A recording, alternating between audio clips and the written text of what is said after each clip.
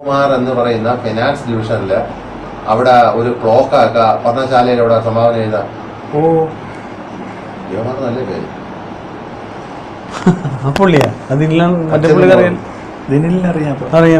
നമുക്കൊക്കെ പൈസ ആവശ്യമുണ്ട്. ഇപ്പൊ നിങ്ങൾക്ക് ഇദ്ദേഹത്തിന് എനിക്കൊന്നും പൈസ ആവശ്യമില്ലെന്നല്ല, ഞാനും നല്ല ആർഭാടത്തിൽ ജീവിക്കുന്ന ഒരാളാണ്. പക്ഷെ അതിനൊക്കെ ലിമിറ്റ് ഉണ്ട്. ഇപ്പൊ നമ്മുടെയൊക്കെ ഒരു സാധാരണക്കാരന്റെ ആവശ്യങ്ങളെന്ന് പറയുന്നത് ഒരു 10-15 കോടി രൂപയ്ക്കകത്ത് തോന്നുന്നു. തീർച്ചയായിട്ടും അത് തന്നെ വളരെ കൂടുതലാണ്. ഒരു 1-2 കോടി രൂപയുടെ സാമാന്യ ഭേദപ്പെട്ട ഒരു വീട്, 2 വാഹനങ്ങൾ, ഇതിന്റെ മെയിൻ്റനൻസിനും മറ്റു കാര്യങ്ങൾക്ക് നമ്മുടെ ആ സ്റ്റൈലുള്ള ലൈഫിനും വേണ്ടി 1 കോടി ബാങ്ക് ബാലൻസ് ഉണ്ടെങ്കിലും മതിയല്ലേ. 2 ലക്ഷം രൂപ നമുക്ക് ഇൻകം തരത്തക്ക രീതിയിലുള്ള ബാങ്ക് ഡെപ്പോസിറ്റ് കഴിഞ്ഞു. അതിനൊരു 15 കോടി രൂപ ധാരാളം മതി. 15 കോടി വേണ്ടല്ലോ. 150 കോടി രൂപ ഒരാൾക്ക് വേണമെന്ന് പറഞ്ഞാൽ അതിന്റെ അർത്ഥം എന്താണ്? 150 കോടി രൂപ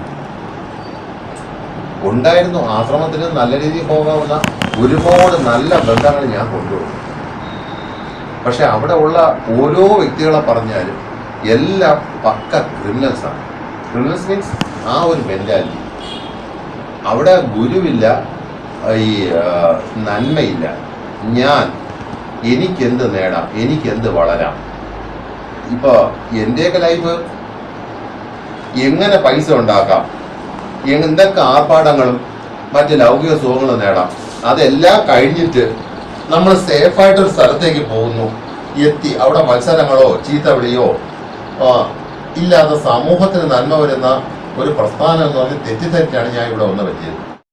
സദ്വേഷണം ഇന്ന് പറയാൻ പോകുന്ന വിഷയവും വീഡിയോ എന്ന് പറഞ്ഞാൽ 2016 അതായത് 18/6/2016 ബഹുമാനപ്പെട്ട കേരള DGPക്ക് ഞാൻ ശാന്തിഗിരി ആശ്രമത്തിലെ ഗുരുരത്നസ്വാമിക്കെതിരെ, അതായത് ഇദ്ദേഹത്തിൻ്റെ ഇല്ലീഗൽ ആക്ടിവിറ്റിക്കെതിരെ ഞാൻ കൊടുത്ത പരാതി കൊടുത്തതിന് ശേഷം 22/6/2016 ആശ്രമത്തിൽ, ശാന്തിഗിരി ആശ്രമത്തിൽ ഈ അമൃതാജന്യയുടെ പേഴ്സണൽ ഡോക്ടറായിട്ട് നിന്നിരുന്ന ജയറാം ഡോക്ടർ, അദ്ദേഹത്തിൻ്റെ മരണവുമായിട്ട് ബന്ധപ്പെട്ടുള്ള ഒരു കാര്യത്തെക്കുറിച്ചാണ് ഞാൻ സംസാരിക്കാൻ പോകുന്നത്.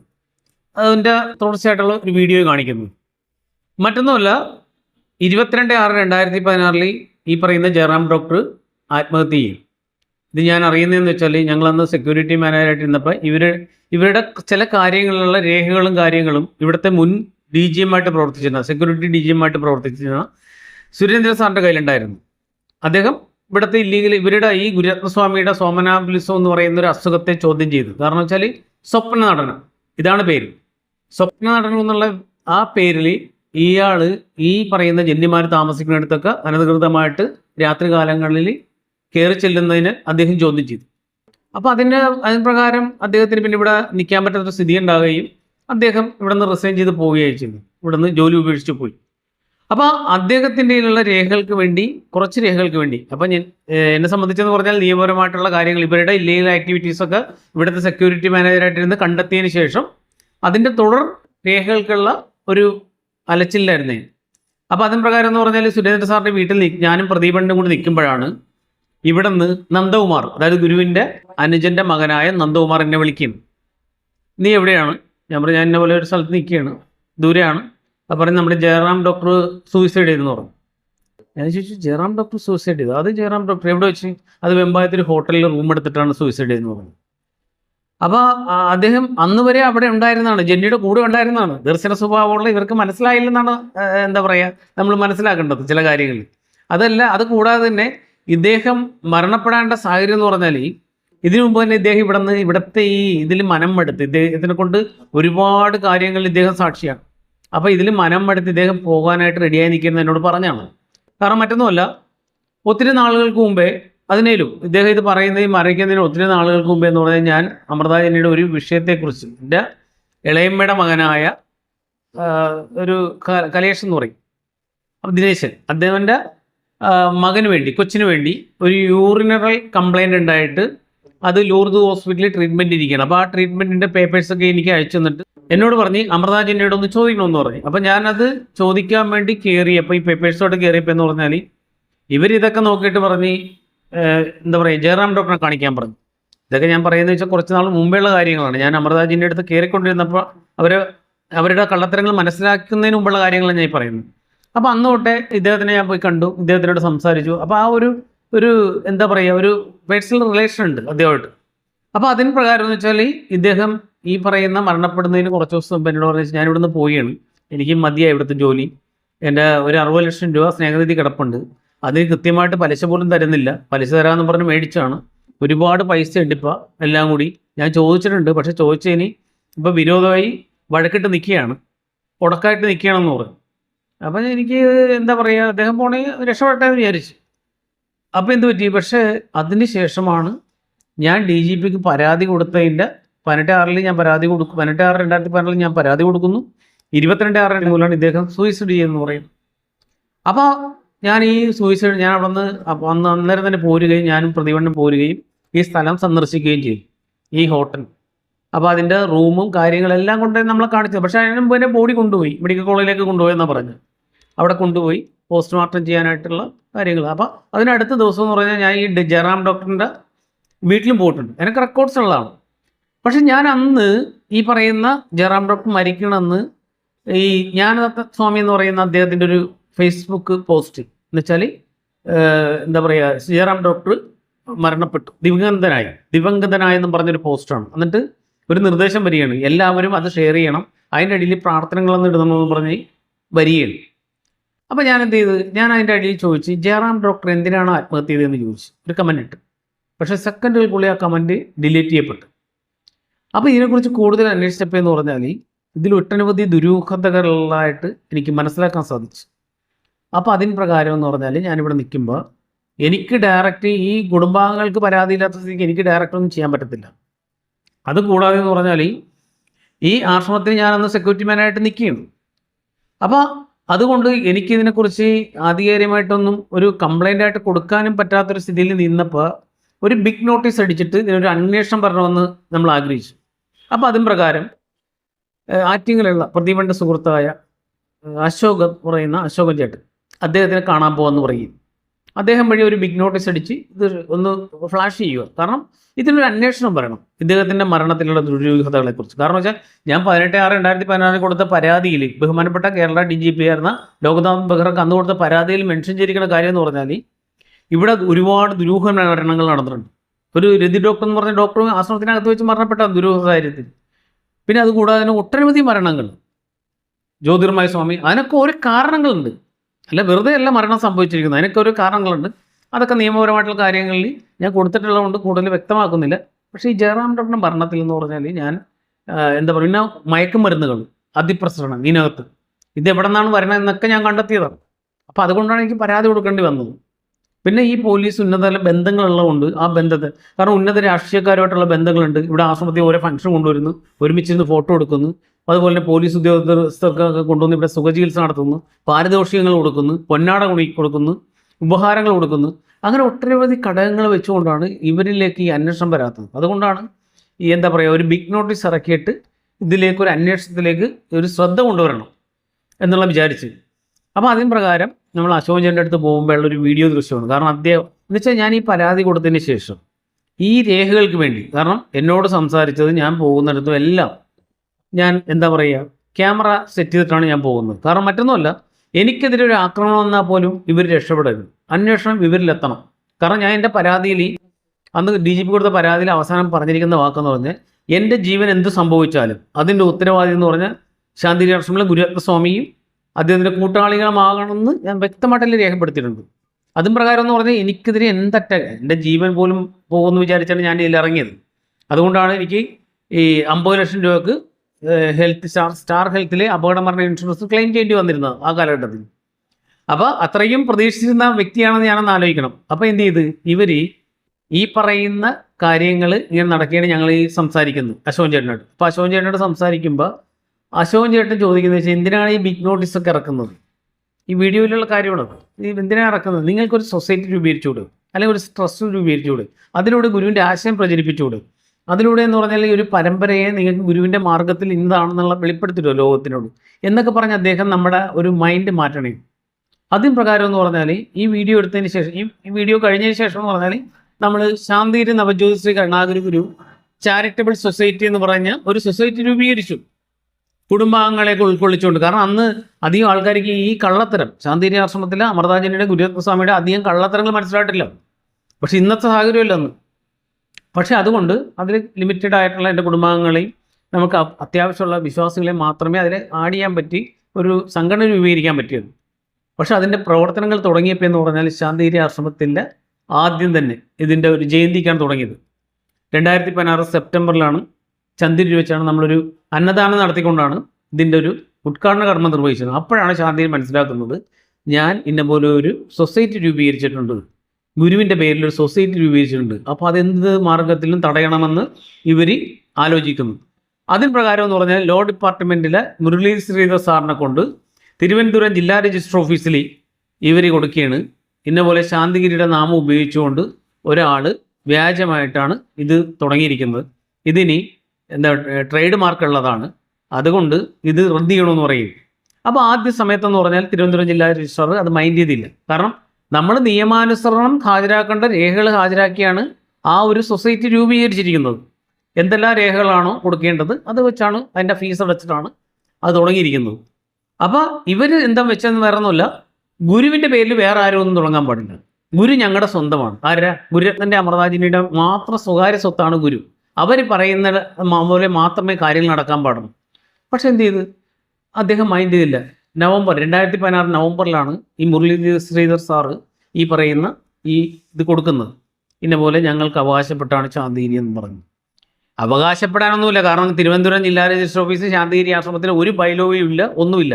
ഈ പറയുന്ന അധികാരത്തിൻ്റെ സ്വാധീനം, പണവും സുഖചികിത്സ എല്ലാം കൊടുത്തുകൊണ്ടാണ് ഈ പറയുന്ന രേഖകൾ നഷ്ടപ്പെട്ടു പോയിട്ടും ഇവർ ഈ പറയുന്ന അധികാരം എന്ന് പറഞ്ഞ് പിടിച്ചിരിക്കുന്നത്. ഒരു അന്വേഷണം വന്നു കഴിഞ്ഞാൽ ഈ അധികാര സ്ഥാനത്തിരിക്കാൻ ഒരാൾക്കും അധികാരത്തിരിക്കാനുള്ള അർഹതയില്ല. കാരണം ഗുരു ഒരാൾക്കും അങ്ങനെ ഒരു പിന്തുടർച്ചാവകാശം കൊടുത്തിട്ടില്ല വ്യക്തിപരമായിട്ട്. അതവിടെ നിൽക്കട്ടെ. അപ്പോൾ ഇങ്ങനെ കൊടുത്തു കഴിഞ്ഞ് നമ്മൾ എന്താ പറയുക, ഞാനിത് കൊടുത്തു കഴിഞ്ഞപ്പോൾ രജിസ്റ്റർ ചെയ്ത് കഴിഞ്ഞപ്പോൾ ഇവർ കൊടുത്ത പരാതിമേൽ ജില്ലാ രജിസ്ട്രാർ നടപടിയൊന്നും സ്വീകരിക്കുന്നില്ലെന്ന് കണ്ടപ്പോൾ അപ്പോഴാണ് കുറച്ച് കാര്യങ്ങളുണ്ട് എൻ്റെ പേരിൽ പോക്സോ വരാനുള്ള. കാരണം അതിലൊരു കാര്യം DGP കൊടുത്ത പരാതിയാണ്, മറ്റൊന്ന് എൻ്റെ 18 ലക്ഷം രൂപ ഇവിടെ ഫിക്സഡ് ഡെപ്പോസിറ്റ് ഇട്ട് അത് തരാതിരിക്കാനുള്ളൊരു ഇടവാണ്, മറ്റൊന്ന് പറഞ്ഞാൽ ഈ സംഘടന രൂപീകരിച്ചാണ്. ഒരുപാട് ഘടകങ്ങളിൽ ആണ് എന്നെ പോക്സോയിൽ പെടുത്താനായിട്ട് ഇവർ തീരുമാനമെടുക്കുന്നത്. അപ്പോൾ അതിലൊരു പ്രധാനപ്പെട്ട കാര്യമാണ് ഈ പറഞ്ഞ സംഘടന രജിസ്റ്റർ ചെയ്തു. ഇവരെന്നിട്ട് എന്ത് ചെയ്ത് എൻ്റെ പേരിൽ 2017 ഫെബ്രുവരി 3 പോക്സോ വരുത്താനുള്ള ഒരു കാരണം ശാന്തിഗിരി സ്കൂളിൽ നിന്ന് ഉണ്ടാക്കിയതിന് ശേഷം ഇവർ മാർച്ചിലാണ് പിന്നെ ഇതിന് റിമൈൻഡർ കൊടുക്കുന്നത് ജില്ലാ രജിസ്റ്റർ ഓഫീസിൽ. ഇതൊക്കെ എനിക്ക് ബഹുമാനപ്പെട്ട കോടതിയിൽ നിന്ന് കിട്ടിയതാണ്, ബഹുമാനപ്പെട്ട ഹൈക്കോടതിയിൽ നിന്ന് കിട്ടിയ രേഖകളിലുള്ള കാര്യമാണ് ഞാനീ പറയുന്നത്. അത് കഴിഞ്ഞ് ഞാൻ എൻ്റെ വിവരാവശ്യം വെച്ച് അതിൻ്റെ രേഖകൾ പേഴ്സണലായിട്ട് എടുത്തു വെച്ചിട്ടുണ്ട്. അപ്പോൾ ഞാൻ പറഞ്ഞു വന്ന മറ്റൊന്നുമല്ല. അപ്പോൾ ഇവരെന്ത് ചെയ്ത് അത് കഴിഞ്ഞ് പോക്സോ വന്ന് ഇവർ റിമൈൻഡർ കൊടുത്ത് അദ്ദേഹം അപ്പോൾ അതിന് മറുപടി നൽകി. എന്നുവെച്ചാൽ നിയമാനുസരണം ഹാജരാക്കേണ്ട രേഖകൾ ഹാജരാക്കിയിട്ടാണ് ചന്ദ്രബാബു CP എന്ന് പറഞ്ഞ ആൾ ഈ സംഘടന ഇവിടെ രജിസ്റ്റർ ചെയ്തിരിക്കുന്നത്. അതുകൊണ്ട് എനിക്ക് എൻ്റെ നിയമത്തിൻ്റെ പരിധിയിൽ നിന്നുകൊണ്ട് ഇത് റദ്ദ് ചെയ്യാൻ പറ്റില്ല. അപ്പോൾ ബഹുമാനപ്പെട്ട ഹൈക്കോടതിയിൽ ഇത് പറ്റുള്ളൂ എന്നുള്ള രീതിയിൽ അദ്ദേഹം നിർദ്ദേശം കൊടുക്കുകയാണ്. നിർദ്ദേശമല്ല, അദ്ദേഹം പറയും എന്നെക്കൊണ്ട് പറ്റില്ലെന്ന് പറയും. അപ്പോൾ ഇത് കഴിഞ്ഞതിന് ശേഷം ഞാൻ എൻ്റെ കേസുമായിട്ട് ബന്ധപ്പെട്ട് മുൻകാർ ജാമ്യത്തിന് ശ്രമിച്ചെങ്കിലും ഞാൻ അതിനിടയ്ക്ക് പോലീസ് പിടിയിലായി, ജയിലിൽ പോയി, ജാമ്യത്തിൽ ഇറങ്ങി. അതിന് ശേഷം ആ കേസ് ഇപ്പോൾ വ്യാജമാണെന്ന് തെളിഞ്ഞിട്ട് റദ്ദ് ചെയ്തിട്ടുണ്ട് ബഹുമാനപ്പെട്ട ഹൈക്കോടതി. അല്ല, ഞാൻ എന്നാലും അത് സൂചിപ്പിക്കുകയാണ്. 28 ദിവസം ജയിലിൽ കിടക്കേണ്ടി വന്നു. കാരണം മുൻകൂർ ജാമ്യം കൊടുത്തുകൊണ്ട് ആ മുൻകൂർ ജാമ്യം പിൻവലിച്ച് പിന്നെ സ്വാഭാവിക ജാമ്യം കൊടുക്കാനുള്ളൊരു കാലതാമസം. അപ്പോൾ അതിന് പ്രകാരം എന്ന് പറഞ്ഞാൽ ജാമ്യത്തിൽ ഇറങ്ങിയതിന് ശേഷം അപ്പോൾ എന്നെ ഇവിടെ ഡിസ്മിസ് ചെയ്ത് സസ്പെൻഡ് ചെയ്തു അന്വേഷണ വിധേയമായിട്ട്. എനിക്ക് അന്വേഷണത്തോട് സഹകരിക്കാൻ താല്പര്യമില്ലെന്ന് പറഞ്ഞ കാരണം ഞാൻ നിയമപരമായിട്ടാണ് കോടതിയിൽ ഫേസ് ചെയ്തോളാം എന്ന് പറഞ്ഞ കാരണം ഞാൻ അവരുടെ ഒരു നടപടിക്കും ഞാൻ ഡൊമസ്റ്റിക് എൻക്വയറിക്കോ ഒന്നിലും ഹാജരായില്ല. കാരണം മറ്റൊന്നുമല്ല, എൻ്റെ മാനസികാവസ്ഥ അവർക്ക് മനസ്സിലാക്കാൻ വേണ്ടി ഞാൻ എന്തൊക്കെ കോടതിയിൽ മൂവ് ചെയ്യുമെന്ന് മനസ്സിലാക്കാനുള്ളൊരു നാടകമായിരുന്നു ഡൊമസ്റ്റിക് എൻക്വയറി. അതെനിക്ക് കൃത്യമായിട്ട് ബോധ്യപ്പെട്ടതും അത് തന്നെയല്ല അവരോട് സഹകരിക്കാനായിട്ട്. ഇത്രയും നീചമായിട്ടൊരു കൊള്ളസങ്കേതത്തിൽ വീണ്ടും ജോലി ചെയ്യാനോ അല്ലെങ്കിൽ സഹകരിക്കാനോ താല്പര്യമില്ലാത്തതുകൊണ്ട് ഗുരുവിശ്വാസത്തിൽ നിന്നുകൊണ്ട് തന്നെ സ്വതന്ത്രമായിട്ട് പ്രവർത്തിക്കാൻ തീരുമാനിച്ചു. അപ്പോൾ ആ സംഘടന രജിസ്റ്റർ ചെയ്തതിന് പ്രകാരം എന്ന് പറഞ്ഞാൽ നമ്മൾ ആറ്റിങ്ങൽ ഒരു ക്ഷേത്രത്തിൽ വെച്ച് അന്നത്തെ വനം വകുപ്പ് മന്ത്രി K. രാജുവിനെ ഉൾപ്പെടുത്തിക്കൊണ്ട് അദ്ദേഹത്തിന് പങ്കെടുപ്പിച്ചുകൊണ്ട് ഒരു 3000 കുടുംബങ്ങൾക്ക് വിഷത്തൈ വിതരണവും സൗജന്യ മെഡിക്കൽ ക്യാമ്പും. കാരണം SR മെഡിക്കൽ കോളേജ് എന്ന് പറഞ്ഞാൽ ഒരു മെഡിക്കൽ കോളേജുമായിട്ട് ക്ലബ് ചെയ്തിട്ടാണ് സംഘടന ഈ ഒരു ഫംഗ്ഷൻ, അതായത് ഏകദേശം ഒരു 2 ലക്ഷം രൂപ പിന്നെ ചിലവ് വരുന്നൊരു പരിപാടിയായിരുന്നു.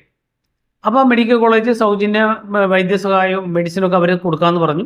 ബാക്കിയുള്ള വൃക്ഷത്തൈയുടെ കാര്യങ്ങളും പിന്നെ അന്നത്തെ ചിലവും മാത്രമാണ് നമ്മുടെ സംഘടന വഹിക്കാമെന്ന് പറഞ്ഞു. ഇതെല്ലാം ചെയ്തിട്ടിരുന്നപ്പോഴാണ് ഇവർ പോലീസിൽ DGPക്ക് പരാതി കൊടുക്കുന്നത്. എന്ന് വെച്ചാൽ ഇവിടെ സെക്യൂരിറ്റി മാനായിട്ടിരുന്ന ഒരാൾ വ്യാജമായിട്ടൊരു സംഘടന രജിസ്റ്റർ ചെയ്തു, ഇവിടെ ഒരു പോക്സോ കേസിൽ പ്രതിയായി എന്നൊക്കെ പറഞ്ഞ് DGP ഗുരുരത്നസ്വാമി എന്ന് പറഞ്ഞാൽ ഒരു വലിയൊരു മെയിൽ അയക്കുകയാണ് പരാതി. ആ പരാതിയുടെ കോപ്പി ഞാനിവിടെ കാണിക്കും. അപ്പോൾ അതിന് പ്രകാരം എന്ന് പറഞ്ഞാൽ പോലീസ് കേസായി, നമ്മളും തിരിച്ച് കേസ് കൊടുത്ത് പത്രസമ്മേളനം നടത്തി. പിന്നെ നമ്മൾ ഇതിന് സഹായം സ്വീകരിച്ച പണമെല്ലാം തിരിച്ചു കൊടുത്തു.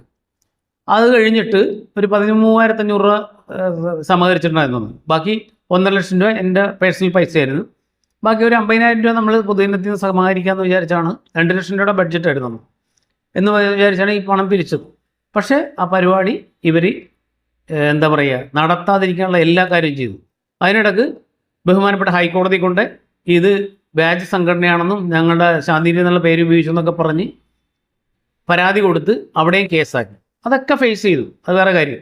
പിന്നെ പരാതി ബഹുമാനപ്പെട്ട ഹൈക്കോടതി കഴിഞ്ഞ വർഷം 2024 എന്താ പറയുക, ജില്ലാ രജിസ്ട്രാർക്ക് ഇത് റദ്ദ് ചെയ്യണോ വേണ്ടോ എന്നുള്ള അധികാരമുണ്ട്. അപ്പോൾ രേഖകൾ പരിശോധിച്ചതിന് പ്രകാരം അത് റദ്ദ് ചെയ്യാമെന്ന് പറഞ്ഞു. പക്ഷേ രേഖകൾ അദ്ദേഹം പരിശോധിച്ചാൽ ഇല്ല എന്നുള്ളത് അടുത്ത നടപടിയിൽ നിന്നേ മനസ്സിലാവുള്ളൂ. കാരണം നിയമപരമായിട്ടുള്ള അടുത്ത സ്റ്റേജിലേക്ക് പോകേണ്ടി വരും. കാരണം ഒരു രേഖയും തിരുവനന്തപുരം ജില്ലാ രജിസ്റ്റർ ഓഫീസിൽ ഇല്ല എന്ന് പറഞ്ഞ് ബഹുമാനപ്പെട്ട ഹൈക്കോടതിയിൽ മറ്റൊരു ഞാൻ കൊടുത്തിരിക്കുന്ന ബൈലോയുടെ കേസിന് കൊടുത്തിരിക്കുന്ന ജില്ലാ രജിസ്ട്രാർ ഇത് റദ്ദ് ചെയ്യാനായിട്ട് എന്ത് മാനദണ്ഡം പരിശോധിച്ചിട്ടാണെന്നുള്ളത് അത് പിന്നീട് വഴിയെ മനസ്സിലാക്കേണ്ട ഒരു കാര്യമാണ്. അതവിടെ നിൽക്കട്ടെ. അപ്പം ഞാൻ പറഞ്ഞു വന്നു വെച്ചാൽ അന്ന് എടുത്ത ആ കാലഘട്ടത്തിൽ ഇതെന്ന് വെച്ചാൽ നമ്മുടെ അന്ന് ഇപ്പം സംഘടന രജിസ്റ്റർ ചെയ്തിട്ട് എങ്ങനെ പ്രവർത്തിക്കണമെന്നുള്ളതിന് ഒരു മാതൃകയായിരുന്നു, ഒരു ഡെമോ ആയിരുന്നു അന്നത്തെ ആ സംഘടനാ പ്രവർത്തനമെന്ന് ഞാൻ മനസ്സിലാക്കുന്നു. കാരണം വെച്ചാൽ ഇന്ന് ഈ സംഘടന ഗുരുധർമ്മ സംരക്ഷണ സംഘം പ്രവർത്തിക്കുന്നതെന്ന് പറഞ്ഞാൽ നിയമപരമായും ഭൗതികപരമായും ആത്മീയപരമായും എന്ത് കാര്യം വന്നാലും അതിനെ ചെറുത്ത് നിൽക്കുന്ന രീതിയിലാണ്. അതുകൊണ്ടാണ് നമ്മൾ പോലീസ് ഹരാസ്മെൻറ്റിനെതിരെ ബഹുമാനപ്പെട്ട ഹൈക്കോടതിയിൽ നിന്ന് വിധി നേടിയിട്ടുണ്ട്. പോലീസ് നമ്മൾ നിരന്തരം FIR ഇട്ട് ഉപദ്രവിക്കുമായിരുന്നു ഒരു സമയത്ത് ഇവരെ പരാതികളിൽ, മനസ്സിലായി. അപ്പോൾ അതിനൊക്കെ നമ്മൾ അനുകൂലമായിട്ടുള്ള വിധി സമ്പാദിച്ചിട്ടുണ്ട്. അതുകൊണ്ട് ശക്തമായിട്ട് ആർക്ക് എവിടെ നിന്ന് വേണേലും ഇവർക്കെതിരെ ശബ്ദിക്കാം. ഇല്ലീഗൽ ആക്ടിവിറ്റീസ് ചെയ്യുന്നുണ്ടെങ്കിൽ ശക്തമായിട്ട് പറയാം. അവർക്കതിനുള്ള സത്യമല്ലെങ്കിൽ അവർക്ക് അതിനുള്ള നിയമനടപടി സ്വീകരിക്കാം. പക്ഷേ അനന്തരഫലം എന്ന് പറഞ്ഞാൽ ഇപ്പോഴുള്ള ഡോക്യുമെൻറ്റ്സ് ഒക്കെ എന്ന് പറഞ്ഞാൽ അവർക്ക് നാളെ അത് ബുദ്ധിമുട്ടാകും. അതുകൊണ്ടാണ് എനിക്കെതിരെ മാനനഷ്ടം കൊടുത്തിട്ട് പോലും ഗുരുരത്നസ്വാമി എന്ന് പറഞ്ഞാൽ പിൻവലിച്ച് പോകേണ്ടി വന്നത്.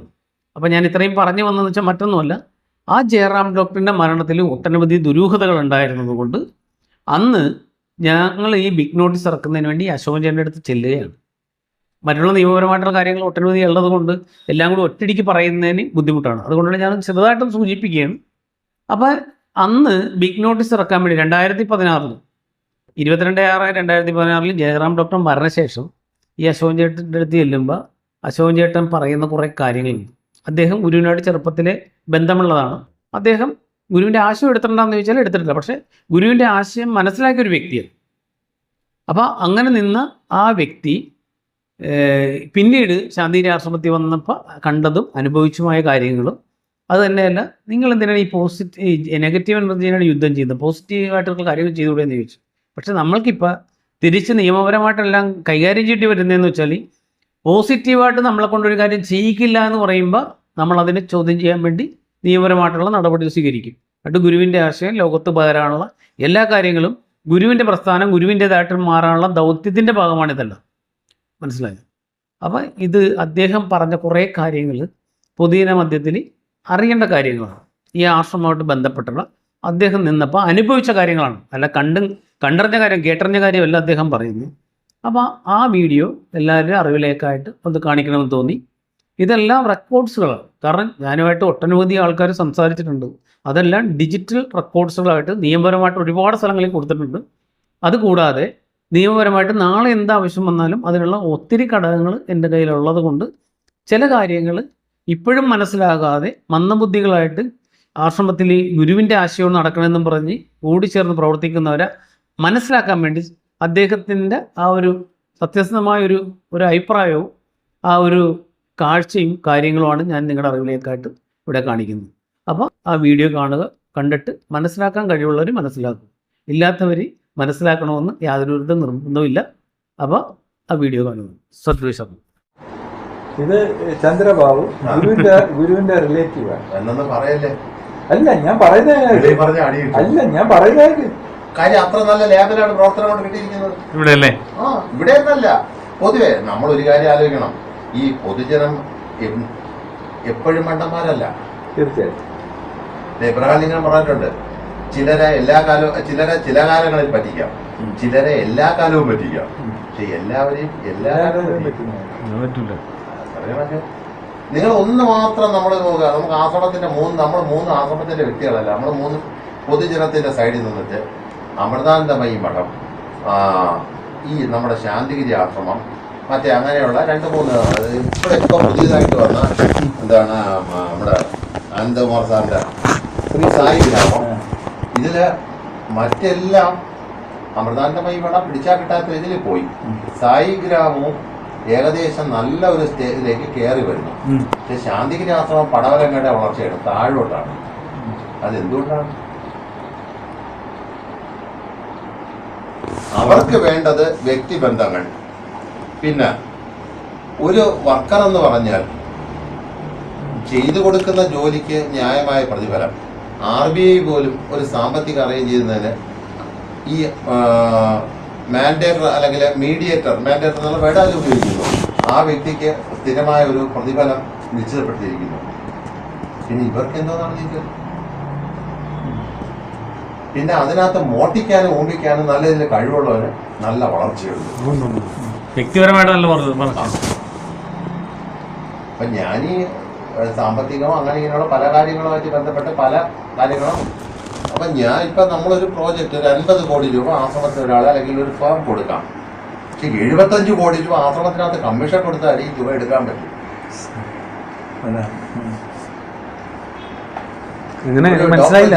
മോളൊക്കെ അറിയാമോ? അയാളൊക്കെ ഞാൻ ഒരു ദിവസം വളരെ മോശമായിട്ട് തന്നെ പറഞ്ഞു. നമ്മുടെ സാധനങ്ങളെ വയലാറുകൾ ബുദ്ധിമുട്ട്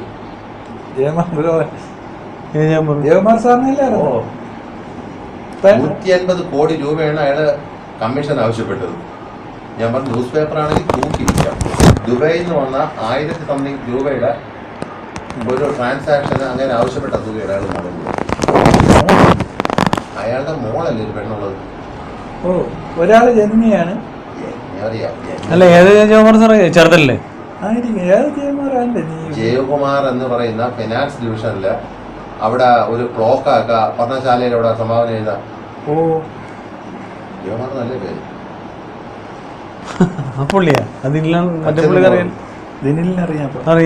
നമുക്കൊക്കെ പൈസ ആവശ്യമുണ്ട്. ഇപ്പൊ നിങ്ങൾക്ക് ഇദ്ദേഹത്തിനോ എനിക്കൊന്നും പൈസ ആവശ്യമില്ലെന്നല്ല, ഞാനും നല്ല ആർഭാടത്തിൽ ജീവിക്കുന്ന ഒരാളാണ്. പക്ഷെ അതിനൊക്കെ ഒരു ലിമിറ്റ് ഉണ്ട്. ഇപ്പൊ നമ്മുടെയൊക്കെ ഒരു സാധാരണക്കാരന്റെ ആവശ്യങ്ങളെന്ന് പറയുന്നത് ഒരു 10-15 കോടി രൂപയ്ക്കകത്ത് തോന്നുന്നു അല്ലേ? തീർച്ചയായിട്ടും വളരെ കൂടുതലാണ്. ഒരു 1-2 കോടി രൂപയുടെ സാമാന്യ ഭേദപ്പെട്ട ഒരു വീട്, 2 വാഹനങ്ങൾ, ഇതിന്റെ മെയിൻ്റനൻസിനും മറ്റു കാര്യങ്ങൾക്ക് നമ്മുടെ ആ സ്റ്റൈലുള്ള ലൈഫിനും വേണ്ടി 1 കോടി ബാങ്ക് ബാലൻസ് ഉണ്ടെങ്കിലും മതിയല്ലേ? 2 ലക്ഷം രൂപ നമുക്ക് ഇൻകം തരത്തക്ക രീതിയിലുള്ള ബാങ്ക് ഡെപ്പോസിറ്റ് കഴിഞ്ഞു. അതിൽ 15 കോടി രൂപ ധാരാളം മതി. 15 കോടി വേണ്ടല്ലോ. 150 കോടി രൂപ ഒരാൾക്ക് വേണമെന്ന് പറഞ്ഞാൽ അതിന്റെ അർത്ഥം എന്താണ്? 150 കോടി രൂപ ഉണ്ടായിരുന്നു. ആശ്രമത്തിന് നല്ല രീതിയിൽ പോകാവുന്ന ഒരുപാട് നല്ല ബന്ധങ്ങൾ ഞാൻ കൊണ്ടുപോകും. പക്ഷെ അവിടെ ഉള്ള ഓരോ വ്യക്തികളെ പറഞ്ഞാലും എല്ലാം പക്ക ക്രിമിനൽസാണ്. ക്രിമിനൽസ് മീൻസ് ആ ഒരു മെന്റാലിറ്റി. അവിടെ ഗുരുവില്ല, ഈ നന്മയില്ല. എനിക്കെന്ത് നേടാം, എനിക്കെന്ത് വളരാം. ഇപ്പോൾ എൻ്റെയൊക്കെ ലൈഫ് എങ്ങനെ പൈസ ഉണ്ടാക്കാം, എന്തൊക്കെ ആർഭാടങ്ങളും മറ്റ് ലൗകിക സുഖങ്ങളും നേടാം, അതെല്ലാം കഴിഞ്ഞിട്ട് നമ്മൾ സേഫായിട്ടൊരു സ്ഥലത്തേക്ക് പോകുന്നു. എത്തി അവിടെ മത്സരങ്ങളോ ചീത്തവിളിയോ ഇല്ലാതെ സമൂഹത്തിന് നന്മ വരുന്ന ഒരു പ്രസ്ഥാനം എന്ന് പറഞ്ഞ് തെറ്റിദ്ധരിച്ചാണ് ഞാൻ ഇവിടെ വന്ന് പറ്റിയത്. യെസ്. പക്ഷേ പബ്ലിക് ഇതിനേക്കാളും വളരെ ക്ലീനാണ്. സമൂഹത്തിൽ ഇത്രയും പുഴുകുത്തുകളില്ല എന്ന് മനസ്സിലാക്കാൻ നമുക്കിപ്പോൾ. കാവി ഇട്ടുകൊണ്ട് വന്ന് നാട്ടിൽ കള്ളം പറയുമെന്നൊക്കെ പറയുന്നത് അത് സാധാരണ ഒരു പ്രസ്ഥാനത്തിൽ ഒരു വ്യക്തിക്ക് അങ്ങനെ പെട്ടെന്ന് പറ്റില്ല.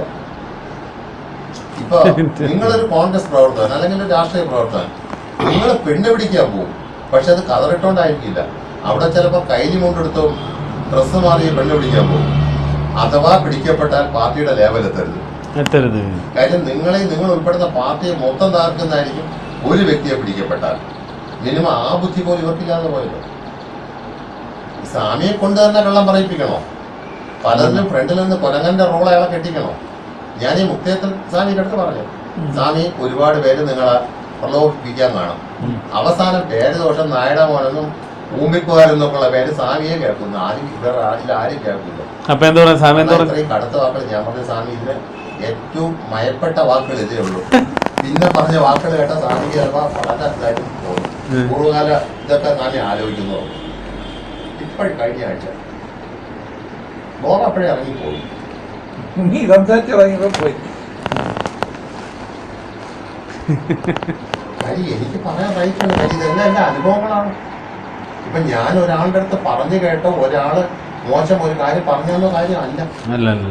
ഇത് എനിക്ക് നേരിട്ട് വന്ന അനുഭവങ്ങളിൽ നിന്നാണ് ഞാൻ പറയുന്നത്. ഞാൻ കുറച്ച് വർഷങ്ങളെ ഉണ്ടായിരുന്നെങ്കിലും അതൊരു അമൃതാൻ അല്ലെങ്കിൽ അവര് പക്ഷെ ആവട്ടെ ചിലതൊക്കെ നശിപ്പിച്ചാലും 100-300 കോടി രൂപ കിട്ടിയാലും അല്ല 1600 കോടിയാണ് കഴിഞ്ഞ വർഷത്തെ RBI കണക്ക് വിട്ടേക്കുന്നത് അവരുടെ ലീഗൽ ഇൻകം. പക്ഷെ അതിനുശേഷം 300 കോടി രൂപ സുനാമി ഫണ്ടെന്ന് ഞാൻ വിനിയോഗിച്ചു. അപ്പം നമ്മുടെ RBIയുടെ കണക്ക് പബ്ലിക് അറിയുന്നില്ല. എത്ര വിദേശ ഫണ്ട് അവർക്ക് വന്നുവെന്ന് പബ്ലിക് അറിയുന്നില്ല. പബ്ലിക് അറിയുന്നൊരു കണക്ക് അമ്മ ഇത്ര രൂപ പബ്ലിക് പൊതുജന സേവനത്തിന് ഇറക്കി. ശാന്തിഗിരിക്ക് അങ്ങനെ പറയാൻ ഒരു കാര്യമുണ്ടോ?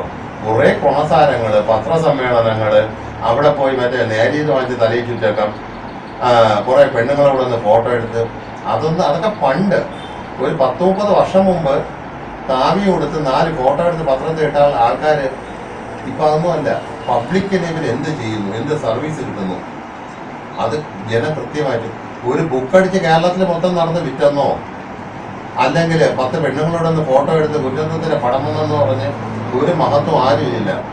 ശാന്തിഗിരി ആശ്രമം റെപ്രസെന്റ് ചെയ്ത് പബ്ലിക്കിന് നന്മ വരുന്ന ഏതൊരു കാര്യം ഇപ്പൊ ചെയ്തു എന്ന് അർത്ഥം പറയാനുണ്ട്.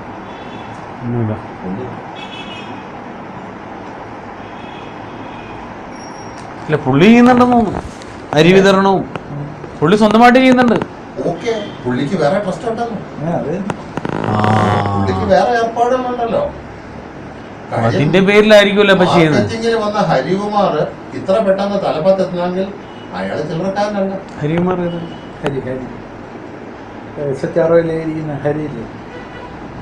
അയ്യോ അതല്ല, എനിക്ക് പരിചയമില്ല. ഗുരുരത്നത്തിന്റെ പൂർവാസത്തിലെ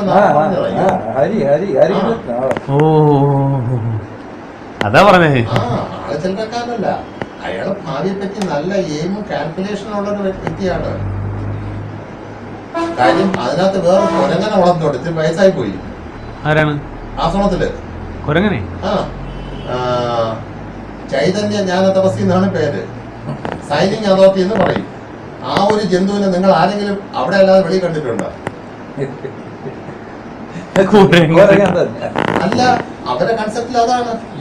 അയാളെ ഒരു പബ്ലിക് ഫംഗ്ഷൻ അയാളാണ് ഓർഗനൈസ് ദാറ്റ് പേപ്പറിൽ സൈൻ ഓർഗനൈസിംഗ് സെക്രട്ടറി അല്ല. എന്തിനാണ് അങ്ങനെ ഒരു ബുദ്ധി കാണിക്കുന്നത്? അഥവാ ഏതെങ്കിലും ഭീകരമായ ഒരു സാമ്പത്തിക ക്രമക്കേടോ അലിഗേഷനോ കൊരങ്ങനകത്ത് വെച്ചു.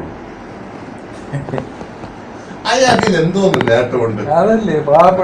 അയാൾക്ക് പ്രായത്ര വരും 55-60. പിന്നെ അതിന് മേലുണ്ടോ? 55-60 മേലെന്തായാലും പെണ്ണ് പിടിക്കാൻ പോലും പ്രായം വെച്ച് പിടിച്ചിനൊക്കെ കംപ്ലൈന്റ് ആയിക്കാണ്.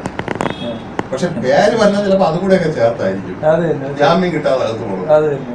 അപ്പോ യഥാർത്ഥത്തിൽ സൈനിങ് അതോറിറ്റി ചീത്തയും ഏത് വന്നാലും പേര് വന്നവരൊക്കെ വരണം. പക്ഷെ ഇതിലും പല പബ്ലിക് ഫംഗ്ഷനുകളിലും അങ്ങേരെ പേരാണ് വരേണ്ടത്. പക്ഷെ ഇദ്ദേഹം അടിച്ചു മാറ്റുന്നത്. ഹലോ, നിങ്ങൾ വിളിച്ചോ, ഞാൻ വരാൻ താമസിക്കും കേട്ടോ. ശരി. ഞാൻ പോയിട്ടാണ് പറഞ്ഞു യാതൊരു ഇതിന്റെ കാര്യം വേറൊന്നുമല്ല. അവരിവിടെ കൊണ്ടുവന്ന് ഞാൻ കാണിച്ചു കൊടുത്തു. ഇതാണ് ഞാനിപ്പോൾ നേരത്തെ ഉള്ള ഒരു സ്ഥാപനം. ഇവിടെ ഇത്ര ഇൻമേറ്റ്സ് ഉണ്ട്, ഇന്ന പോരായ്മയുള്ള ബുദ്ധിമാന്യമുള്ള 45 കുട്ടികൾ. 10-24 പേരുള്ള പ്രഥമ നിര. എല്ലാവർക്കും കൃത്യമായിട്ട് ആഹാരം, വസ്ത്രം, ചികിത്സ, നല്ല താമസ സൗകര്യങ്ങൾ, എല്ലാ കട്ടിൽ ഉൾപ്പെടെയുള്ള എല്ലാ കാര്യങ്ങളും. ഇതേപോലെ കാവിയിട്ട് നമ്മൾ ഫോട്ടോ എടുത്ത് പത്രത്തിലോ ഇതിലോ ഇടുന്നില്ല.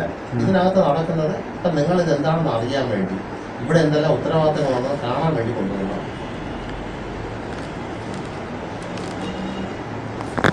പിന്നെ ഈ നമ്മൾ പൊള്ളയായിട്ടുള്ള ഭംഗിവാക്കുകളുടെയും അതിന്റെ പിറകെ പോകേണ്ട കാര്യമില്ല.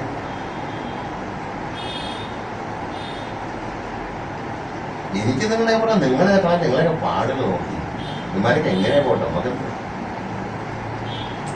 ഒരു കാര്യം കൂടെ പറഞ്ഞ് മനസ്സിലാക്കണം, അത് ഞാൻ എൻ്റെ ഇതുവരെയുള്ള എക്സ്പീരിയൻസ് എന്ന് പറയുന്നതാണ്. ഇപ്പൊ നിങ്ങൾ ഏതെങ്കിലും രീതിയിൽ ഇവരുടെ തട്ടിപ്പ് പരിപാടികൾക്ക് എഗൻസ്റ്റ് ആയിട്ട് നിൽക്കുന്നു എന്ന് അവരറിഞ്ഞാൽ ഒരു ശവവും കൂടെ ഉണ്ടാക്കാൻ അവർ വലിയ പാടൊന്നുമില്ല. ഇപ്പൊ എല്ലാ മേഖലകളിലും ആവശ്യത്തിനുള്ള അതും അല്ലാത്തതായിട്ടുള്ള ആ ഒരു റിപ്പോർട്ട് കാര്യം നിങ്ങൾ ഓർക്കുന്നോ? നമ്മളെ രമേശ് ചെന്നിത്തല ഇടപെട്ട ഒരു കാര്യം.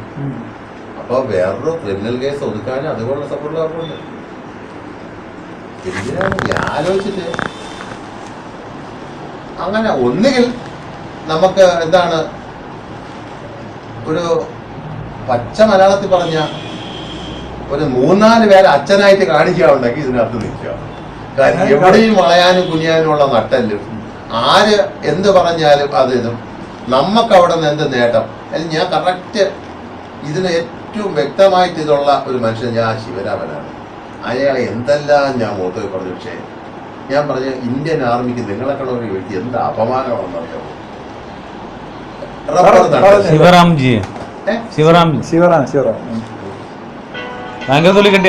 തൊലിക്കട്ടി എന്നല്ല, അത് തൊലിക്കട്ടി ചില നമ്മളൊക്കെ ഒരു പരിധി കൂടെ പറഞ്ഞാൽ പ്രതികരിക്കും. നീ പാടുമൊക്കെ ഞാൻ ഇങ്ങനെ പക്ഷെ അവിടെയാണ് ആ കറക്റ്റ് ആശ്രമത്തിന്റെ ആശയം ഇതെന്ന് പറയുന്നത്, തത്വം എന്ന് പറയുന്നത്. ആര് തന്തയ്ക്കോ തള്ളയ്ക്കോ വിളിച്ചാലും ചിരിച്ചുകൊണ്ട് അതിൽ നിന്നിട്ട് അവനെ കൊണ്ട് നമുക്ക് എന്ത് ചെയ്യിപ്പിക്കാം, അവൻ ഇങ്ങനെ പൊഴുതുകൊണ്ടാണ് അത് നോക്കുക. അതാണ് ആ ആശയം. കൊണ്ട് പോവാൻ ഹോസ്പിറ്റലിലൊക്കെ പോകണമെങ്കിൽ അത് ആംബുലൻസ് ഉണ്ട്. ഇതിപ്പോ ട്രസ്റ്റിന്റെ ആവശ്യങ്ങൾക്ക് എന്തെങ്കിലും ഓഫീഷ്യൽ ആവശ്യം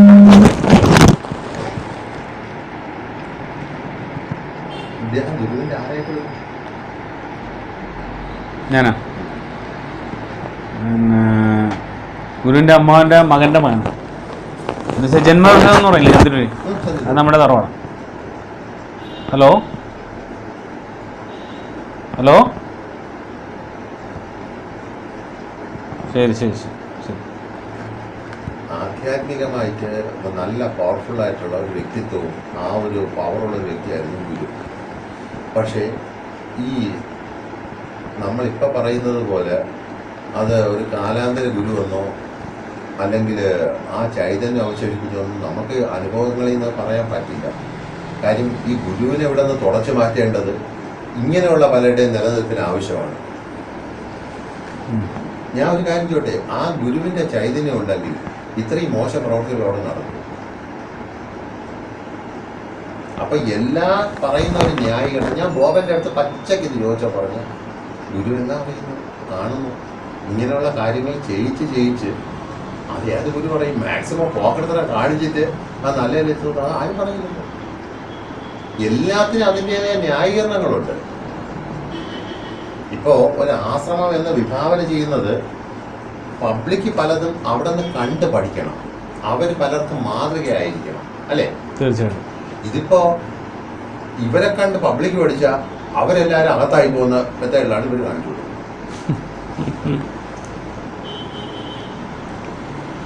പക്ഷെ എനിക്ക് ജീവിതത്തിൽ കിട്ടിയ നല്ലൊരു അനുഭവമാണ് ആശ്രമം. എങ്ങനെ ചീത്തയാകും അതാണ്.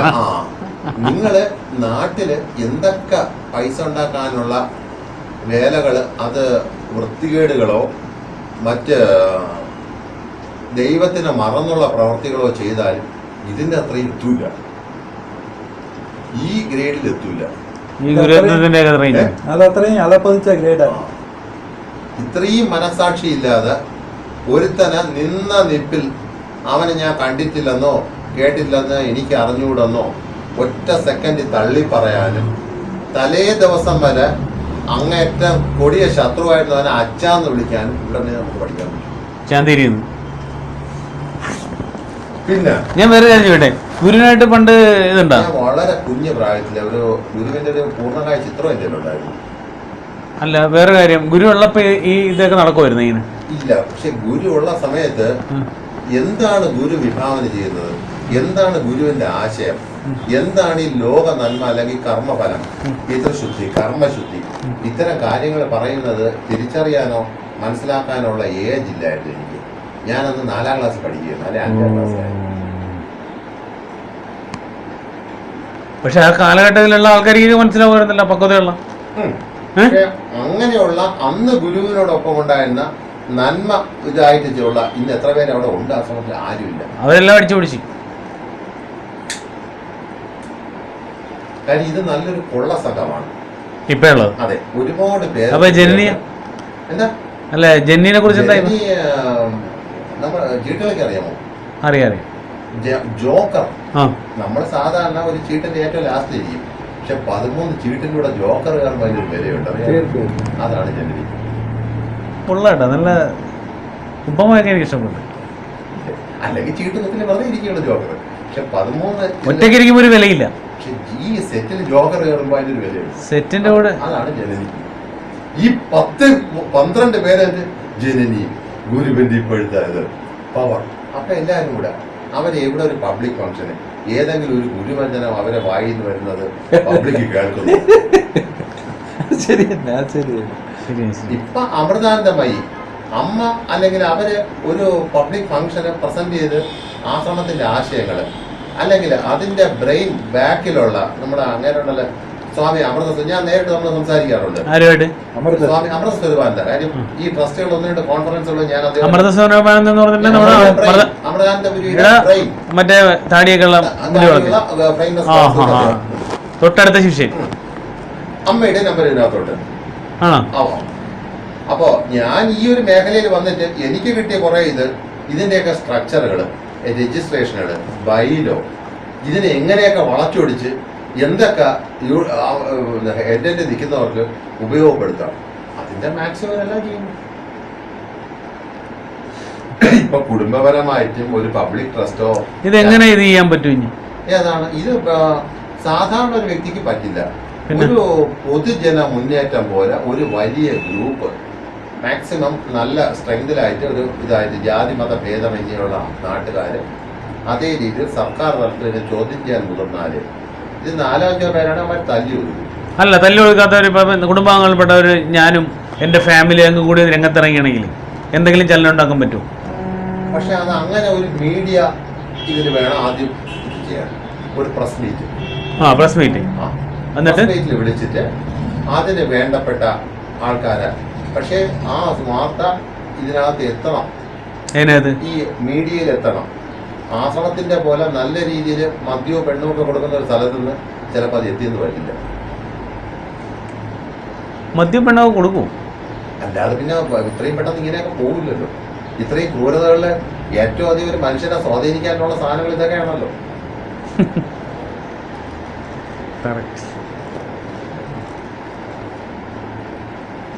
പിണറായിനെ സ്വാധീനിക്കാൻ പറ്റിയിട്ടുണ്ടോ? പിണറായിയോ ഞാൻ ഒരു കാര്യം പറയട്ടെ, ഈ ഏത് ഭരണം മാറി വന്നാലും ഏത് പോലീസ് അധികാരങ്ങൾ മാറി വന്നാലും ഇവർക്ക് ഈ ചാരിറ്റബിൾ സൊസൈറ്റികൾ, ആശ്രമങ്ങൾക്ക് അവരെല്ലാം കൂട്ടുകാരായിരിക്കും. കാര്യം ഇവർക്കാർക്കും രാഷ്ട്രീയ ബന്ധങ്ങൾ ഇല്ലെന്നാണ് പുറത്ത് പോയിട്ട്. ഇത്തരം ബന്ധങ്ങളും കാര്യങ്ങളും അവർക്ക് നേട്ടമാണ്, രാഷ്ട്രീയക്കാർക്ക് നേട്ടമാണ്. കാര്യം നമ്മൾ പബ്ലിക്കിൽ ഈ കിടന്ന് അലയ്ക്കുന്ന രാഷ്ട്രീയക്കാരന്റെ ഭാഷയിൽ പറയുന്ന കഴുതകൾ, പൊതുജന കഴുത, അവർക്ക് മാത്രമേ രാഷ്ട്രീയ വേർതിരിവുകളും ഇതെല്ലാം നേതാക്കളെല്ലാം ഒന്നാണ് എന്ന് പറഞ്ഞതുപോലെ ഏത് പാർട്ടിയോ ഏത് നേതാവോ അധികാരത്തിൽ വന്നാൽ കാവിയിട്ടവനും അവരുമായിട്ട് ഒരു അവിശുദ്ധ ബന്ധം കാണും. അത് ഏത് പാർട്ടിയായാലും ഉണ്ടാവും.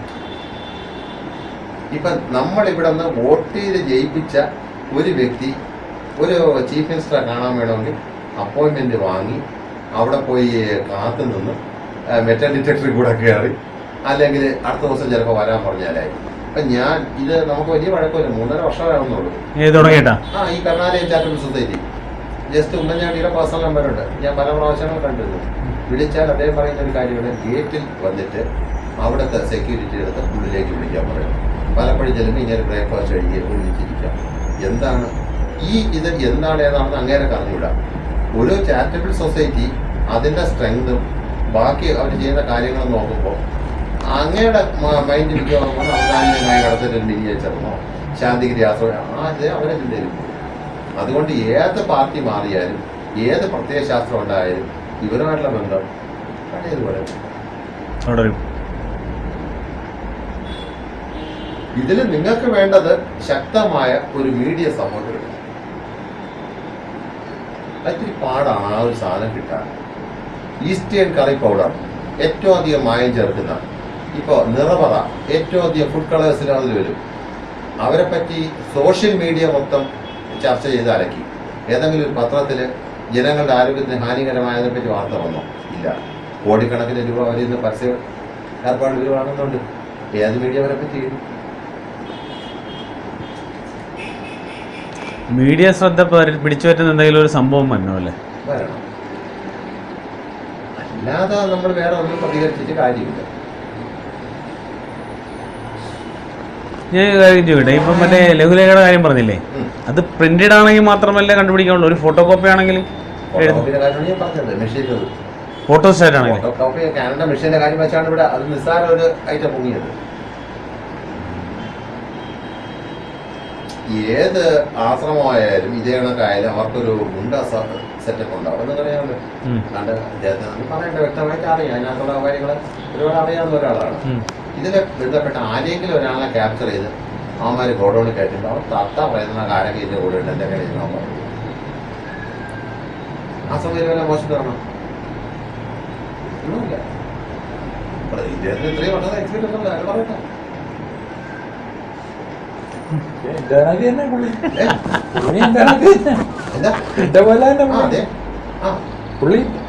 ഞാൻ ഇദ്ദേഹത്തിന് അങ്ങനെ അവിടെ കൂടുതൽ ഇദ്ദേഹം ആശ്രമത്തിന്റെ അവിടെ നീ കൂടുതൽ വരുന്ന മാർക്കറ്റിങ്ങിന്റെ അവിടെ അല്ലേ കൂടുതൽ വരുന്നത്. ഞാൻ പിന്നെ ഈ കുറച്ചു കാലം കൊണ്ട് എല്ലാവരുമായിട്ട് കൂടുതൽ അടുത്ത് കൂടുതൽ ബന്ധപ്പെട്ടു. എൻ്റെ അടുത്ത് ഷായി സാർ എന്ന് പറയുന്നത് അവിടെ ചെന്നപ്പോൾ പ്രദീപ് സാറിന്റെ ഒരു കൂട്ടുകാരനാ കണ്ടത്. ഞാൻ ചോദിച്ചു അതാരും. അപ്പൊ എനിക്ക് മനസ്സിലായി നീയാണ്. അത് മറ്റേ അശോകൻ എന്ന് പറഞ്ഞ കാര്യം.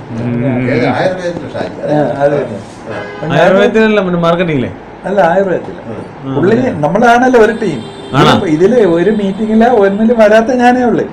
അതല്ലേ ഇവരെന്നെ വിളിച്ചു ചോദിച്ചാ ഈ ഫോട്ടോയില് പ്രദീപ് ഇല്ലല്ലേ എന്ന് പറയും. ഞാൻ പറഞ്ഞു ഞാനല്ലേ ഫോട്ടോ എടുത്തത്. ഞാൻ എന്നെ പേരറിയുണ്ട്. ഞാൻ പറഞ്ഞില്ലേ നിന്റെ അല്ല, ഞാനവിടെ ഈ ലഘുലേഖ എന്ന് പറയുന്ന സംഭവം ഈ അദൃശ്യമായിട്ട് നിൽക്കുമ്പോഴല്ലേ ഈ വിഷയമുള്ളൂ. അത് ഞാൻ എന്റെ അഭിപ്രായത്തിൽ അത് ഉദ്ദേശിക്കുന്ന റിസൾട്ട് വരാൻ വഴിയില്ല. അവർക്ക് ഏത് രീതിയിലും ഇപ്പോ മാനനഷ്ടത്തിന് കേസ് കൊടുക്കുമായിരിക്കും. മാനനഷ്ടം ഒന്ന് അത് വേണമെങ്കിൽ ലീഗലി ഒരു സൈഡ് ചെയ്തിടാം. പിന്നെ 2 അവർക്ക് ഈ സംഭവം ആശ്രമവുമായിട്ടൊരു ബന്ധമില്ല എന്നോ അല്ലെങ്കിൽ ഇത് വേറെ ഒരു രീതിയിൽ ഉള്ളതാണെന്നോ. കാര്യം ഇത് ലഘുലേഖ ഒന്ന് അദൃശ്യമായിട്ടാണ് വന്നത്, അല്ലെങ്കിൽ ഊമകത്തിന്റെ ഇതേ ഉള്ളൂ. ഇതിന് എഗൻസ്റ്റ് ആയിട്ട് അവരൊരു പത്ര റിപ്പോർട്ടോ വേറൊരു കാര്യമോ ഇറക്കിയാൽ അല്ല ഞങ്ങളാണ് ഇതിന്റെ ആധികാരികത, ഞങ്ങൾക്ക് ഇന്നെന്ന് പറയേണ്ടത്, ഇതിനെ സപ്പോർട്ട് ചെയ്ത് ബാക്കിൽ പറയാൻ ഒരാളുണ്ടാവില്ല. ഉണ്ടാവോ? ഇല്ല. അപ്പോൾ നിങ്ങൾ ഈ സാധനം ചെയ്താൽ കുറച്ചുകൂടെ സപ്പോർട്ട് നല്ലത് തന്നെ ആശ്രമമില്ല. അവർക്ക് ഡിക്ലെയർ ചെയ്യാനൊരു സംഭവം നിങ്ങൾ തന്നെ തുടങ്ങി വെച്ചു ആയിരിക്കും നല്ലത് അല്ലേ?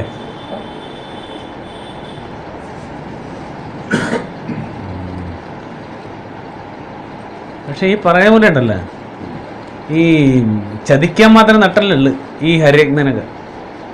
അല്ല, ഇതൊരു വ്യക്തിയായിട്ട് നിങ്ങൾ കൂട്ടണ്ട. അവരുടെയൊക്കെ വ്യക്തിബന്ധങ്ങൾ വെച്ച് ധാരാളം സപ്പോർട്ടീവായിട്ടുള്ള ആൾക്കാരിപ്പോൾ ഉണ്ടാവും. അത് രാഷ്ട്രീയത്തിലും പോലീസിലും മറ്റെല്ലാ മേഖലകളിലും. താങ്കൾ ഒരു കാര്യം ആലോചിക്കണം, ശാന്തിഗിരി ആശ്രമം ഒരു 10 വർഷം കൊണ്ട് എന്തോ വളർന്നു.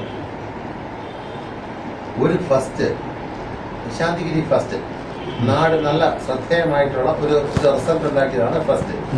ഇപ്പോഴും ആൾക്കാർ എന്തോ നാണ്ടേ ഫസ്റ്റ് എന്തിനി വരും, അത് മനോഹരം. ഇത് ഒരുപാട് പേര് ചോദിക്കാറുണ്ട്. എന്തുകൊണ്ട് ആ ഒരു സാധനം വീണ്ടും ഉണ്ടാകുന്നില്ല? കട്ടുമോട്ടിച്ചും ഓരോരുത്തരും സ്വന്തമായിട്ട് എന്തൊക്കെ തുക അല്ലെങ്കിൽ എന്തൊക്കെ വീട്ടിൽ കൊണ്ടുപോകാൻ നോക്കുന്നതല്ലാതെ അവിടെ അപ്പത്തിന്റെ വളർച്ചയ്ക്ക് എന്ത് ചെയ്യാമെന്ന് ആരെങ്കിലും ചിന്തിക്കുന്നു? ഇല്ല, അതില്ല. അത് പണ്ടുണ്ടാക്കി വെച്ചത് കിഴപ്പോട്ട് പോകുന്നുള്ളൂ. പടവല വളരുന്നവരെ വളരുന്നു, താഴോട്ട് വളരുന്നു.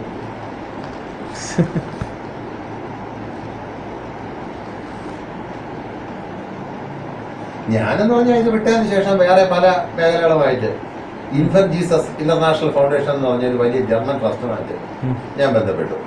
നമ്മുടെ ഈ ചെറിയൊരു സ്ഥാപനത്തേക്ക് കഴിഞ്ഞ ക്രിസ്മസിനായിരുന്നു അവരുടെ കോൺഫറൻസ് ചെന്നൈ താമരത്ത് വെച്ചു. ക്രിസ്മസ് അവരോടൊപ്പം അവിടെ ഇപ്പൊ വിദേശികൾക്ക് ഒരു കാര്യമുണ്ട്, അവർക്ക് എത്ര ഫോട്ടോഗ്രാഫോ എത്ര സർട്ടിഫിക്കേഷനോ കണ്ടിട്ട് കാര്യമില്ല, അവർക്ക് എപ്പോഴും ജെന്യൂനിറ്റി. അപ്പോൾ അതിന്റെ ഒരു 6 പ്രതിനിധികൾ നേരെ ഇവിടെ വന്നു. അപ്പോൾ അത്യാവശ്യം അന്ന് നമുക്ക് വേണ്ട ഫിനാൻഷ്യൽ സപ്പോർട്ടുകൾ, ഫർണിച്ചറും അങ്ങനെ ഇങ്ങനെയുള്ള ഡ്രസ്സും ഇത്ര മാസത്തേക്കുള്ള ഫുഡ് പർച്ചേസ് ചെയ്യാനുള്ള ഒരു എമൗണ്ടിൻ്റെ ഇൻട്രസ്റ്റും അങ്ങനെയായിട്ടുള്ള കുറേ കാര്യങ്ങൾ അവരിവിടെ ചെയ്തിട്ട് പോകും. ഇനി ഈ വരുന്ന ഇൻ്റർനാഷണൽ കോൺഫറൻസ് തായ്ലൻഡിൽ വെച്ച്, അത് വീണ്ടും വരുന്ന ക്രിസ്മസിൽ 140 സംഘടനകൾ വിളിക്കും. അപ്പോൾ അവിടെ പോകും. ഞാൻ പോകുന്നു 7 ദിവസം. ഞാൻ പറഞ്ഞത് ഇത്രയും സിമ്പിൾ. നമ്മുടെ ഈ സ്ഥാപനം കരുണാലയം എന്ന് പറഞ്ഞാൽ ഇത് തുടങ്ങിയിട്ട് വെറും 3.25 വർഷം. അതിൽ ആകെ ഇപ്പോൾ പുരുഷന്മാരായിട്ട് ഇവിടെ ഉള്ള നമ്മൾ 2 പേരാണ് ഭാരവാഹികളെന്നത്. ഒന്ന് ഞാനും നമ്മളെ അമർ ഹോസ്പിറ്റലിൻ്റെ ഓണർ രാധാകൃഷ്ണൻ ഡോക്ടർ. ഡോക്ടർക്ക് ഒരു കാരണവശാലും പുറത്തിറങ്ങാനോ അതോ പറ്റാത്തുള്ള തിരക്കുകൾ രാധാകൃഷ്ണൻ ഡോക്ടർ പോകുന്നു. ഇപ്പം ഞാൻ വലിയ ഒരുപാട് പരിമിതികൾ അങ്ങനെ പബ്ലിക്കിൻ്റെ ഇടയിൽ ആവശ്യത്തിൽ കൂടുതൽ എനിക്ക് നല്ല ചീത്തപ്പേരുകളുണ്ട് ഇവിടെ. അതെല്ലാം കവർ ചെയ്ത് ഇപ്പൊ നല്ലൊരു മദ്യപാനിയായിരുന്നു, മോശമില്ലാത്ത മറ്റേ ആവാസങ്ങളെല്ലാം കയ്യിലുണ്ടായിരുന്നു. ആ കാര്യങ്ങളെല്ലാം ഒതുക്കി മാറ്റി വെച്ചുകൊണ്ട് ഇങ്ങനെ ഒരു ഇതിലേക്ക് എത്തിയതാണെങ്കിൽ ഇത്രയും പബ്ലിക് സപ്പോർട്ടും വൈഡായിട്ടുള്ള ഈ ശാന്തിഗിരി ആശ്രമത്തിൽ എവിടെയൊക്കെ എന്തിനൊക്കെ ചെന്ന് പറ്റാൻ വേണ്ടി. പക്ഷെ ആ പ്രസ്ഥാനം വളരണം വികസിക്കണമെന്ന് ചിന്തിക്കുന്ന ഒരാളെങ്കിലും അതിനകത്ത് ഉണ്ടാവും. അത് വേണം, മിനിമം ഒരാൾ. ഇതിനകത്തുള്ള ആസ്വാദില്ല, ആർക്കും ഇല്ല. അത് ആർക്കും ഇല്ലാണ്ടല്ല, ഇദ്ദേഹം ആരെയും പൊക്കിക്കൊണ്ടുവരാൻ സമ്മതിക്കില്ല. അതാണ് ആത്മാർത്ഥമുള്ള 90% ആളുകൾ അതിനകത്തുണ്ട്. പക്ഷേ അധികാരം വീക്കണത് ദുഷ്ടലാകളുടെ 10% ആൾക്കാരില്ല. ഇല്ല, ഇത് ഒരു ട്രസ്റ്റിന്റെ ഇതിൽ എന്തുകൊണ്ട് ഇതൊരു റീസ്ട്രക്ചറിങ്ങോ മറ്റു കാര്യങ്ങൾക്ക് റീസ്ട്രക്ചറിങ് എങ്ങനെ നടക്കുന്നത്? ഈ ഗുരുരത്നത്തിനെ പോലും അവിടെ മാറ്റാൻ പറ്റൂല. മാറ്റാൻ പറ്റൂല. ബൈലോ എന്റെ കിടപ്പുണ്ട്, ഇതിനകത്ത് കിടപ്പുണ്ട് ആശ്രമം ബൈലോ. പുതിയത് ഏതാണ് കിടക്കുന്നത്? എല്ലാം ഉണ്ടോ? മിക്കവാറുള്ള ബാങ്ക് അക്കൗണ്ടുകൾ അങ്ങനെയുള്ള കംപ്ലീറ്റ് അക്കൗണ്ടിനകത്ത്. അന്നത്തെ മറ്റേ സ്ഥാനത്തിനെടുത്ത് അതല്ലേ? അല്ല, അതൊന്നും എങ്ങും പ്രയോജനപ്പെട്ടില്ല. കാര്യം അവർക്ക് ഞാൻ പറഞ്ഞില്ലേ, ഒരു ഫണ്ട് കൊണ്ടുവരാൻ സാമ്പത്തിക ഒന്നല്ല. സത്യം പറഞ്ഞാൽ അത് ആശ്രമം അത് നിരാകരിച്ചത് എനിക്ക് വളരെ നല്ലതായി. അതുകൊണ്ട് നമുക്ക് ഇങ്ങനെ ഒരു സംരംഭം തുടങ്ങാൻ പറ്റി. ഇങ്ങനൊരു അല്ലെങ്കിൽ അതിലേക്ക് പോയി വേറെ രീതിയിലായി പോയല്ലേ ചെന്നെത്താനായിട്ട് അത് പറ്റും. ഇതുപോലൊരു സംഭവം തുടങ്ങാൻ എന്തൊക്കെ വേണം? 1600 വേണം, അത്രേ ഉള്ളൂ. രജിസ്ട്രേഷൻ ഫീ 1600 രൂപ കൈ വേണം. പിന്നെ മറ്റുള്ള അല്ല, ഞാൻ ഇവരുടെ എങ്ങനെയുണ്ട് നമ്മളെ ബാബു ഒരു പ്രത്യേക സ്ട്രക്ചറില്. അത് ബാബുവിന് വലിയ വളർച്ചയിലേക്കോ മറ്റു കാര്യങ്ങളിലേക്കോ വലിയ താല്പര്യമില്ല. കുറച്ച് ഇതായിട്ട് അത് വേറെ സംഭാവനകളോ പിരിവോ കാര്യങ്ങളോ അങ്ങനെയൊന്നും ബാബുവിനില്ല. വേറെ അല്ല, നമ്മളെ കൂട്ടുകാരൻ ഇതേ ഫീൽഡിൽ വേറൊരാളുണ്ട്, അവൻ വേറൊരു രീതി. 1600 രജിസ്റ്റർ ചെയ്യാൻ വേണ്ടി മാത്രം, രജിസ്റ്റർ ചെയ്യാൻ വേണ്ട ഫീസ് മാത്രം. പിന്നെ ഈ ബിൽഡിങ്ങും കാര്യങ്ങളും പിന്നെ അതിനുള്ള ഫണ്ടുകളും പിന്നെ നമുക്ക് ഭാവിയിൽ എങ്ങനെ വേണമെന്നുള്ളത്. ഇനി ബാക്ക് സപ്പോർട്ട് ഉണ്ടാവുമോ നമുക്ക് ചെയ്ത് കഴിഞ്ഞാൽ? അത് നമ്മുടെ ബാക്കി പ്രവർത്തികൾ പുറത്തെത്തുന്ന പോലെ. അതായത് ഇതിന്റെ ഒരു ഇതാണ്, അതായത് നമ്മൾ ഇത് ചെയ്യുന്ന ജനത്തിലെത്തണം, അല്ലേ? അത് നമ്മൾ ഇറങ്ങി പ്രവർത്തിച്ചാൽ പോരെ.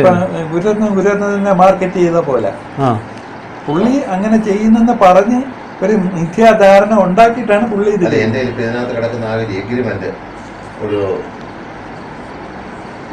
360 കോടി രൂപയുടെ ഒരു ഇൻഫർമേഷൻ ലെറ്റർ മാത്രമേ ഞാൻ ഡോക്യുമെന്റിനകത്ത് ഇട്ടിട്ടുള്ളൂ. എനിക്ക് ഒരു കാര്യം അന്നത്തോടു കൂടി വ്യക്തമായി, ഈ വക പ്രസ്ഥാനങ്ങൾക്ക് നല്ല വളർച്ചയും ഉയർച്ചയും ഉണ്ട്. അത് സാമ്പത്തിക നേട്ടം ഇല്ല എന്നല്ല നടത്തുന്നത്. പക്ഷെ 100 രൂപ കിട്ടുമ്പോൾ ഒരു 25-30 രൂപ നീ വീട്ടിൽ കൊണ്ടുവയ്ക്കോ? ബാക്കി 75 രൂപ 20 രൂപ ഇതിനെ മുടക്കിക്കൂടെ? 100 കോടി രൂപയിൽ 25 രൂപ നീ കൊണ്ടുപോകണം. 75 രൂപ ആ ഒരു പ്രസ്ഥാനത്തിനും മറ്റേ പബ്ലിക്കിന് സപ്പോർട്ടീവായിട്ടുള്ള ചെയ്തൂടെ? ഇത് മൊത്തം അടിച്ചു മാറ്റി. മൊത്തം അല്ല, 100 വന്നാൽ അവിടെ അത് തിരിക്കണമെങ്കിൽ വേദിക്കണമെങ്കിൽ 110 കോടി രൂപ വേണം. അവിടെയാണ് ഇപ്പോഴുള്ള പ്രശ്നം. ഇപ്പൊ ശാന്തിഗിരിയായിട്ടുള്ള വ്യത്യാസം. ആശ്രമത്തിന് സംഭാവനകൾ വരാത്തതല്ല, ഇത് ഒരുപാട് ഡോണേഴ്സ് അതിൽ നിന്ന് തിരിച്ചറിയുന്നു. 300 കോടി രൂപ കൊടുക്കാം ഫസ്റ്റ് മീറ്റിംഗ്, സെക്കൻഡ് ട്രാൻസാക്ഷന്റെ സ്റ്റേജ് ആകുമ്പോഴത്തേക്ക് ആരെങ്കിലും എല്ലാം ഇടം കൊല്ലിടും.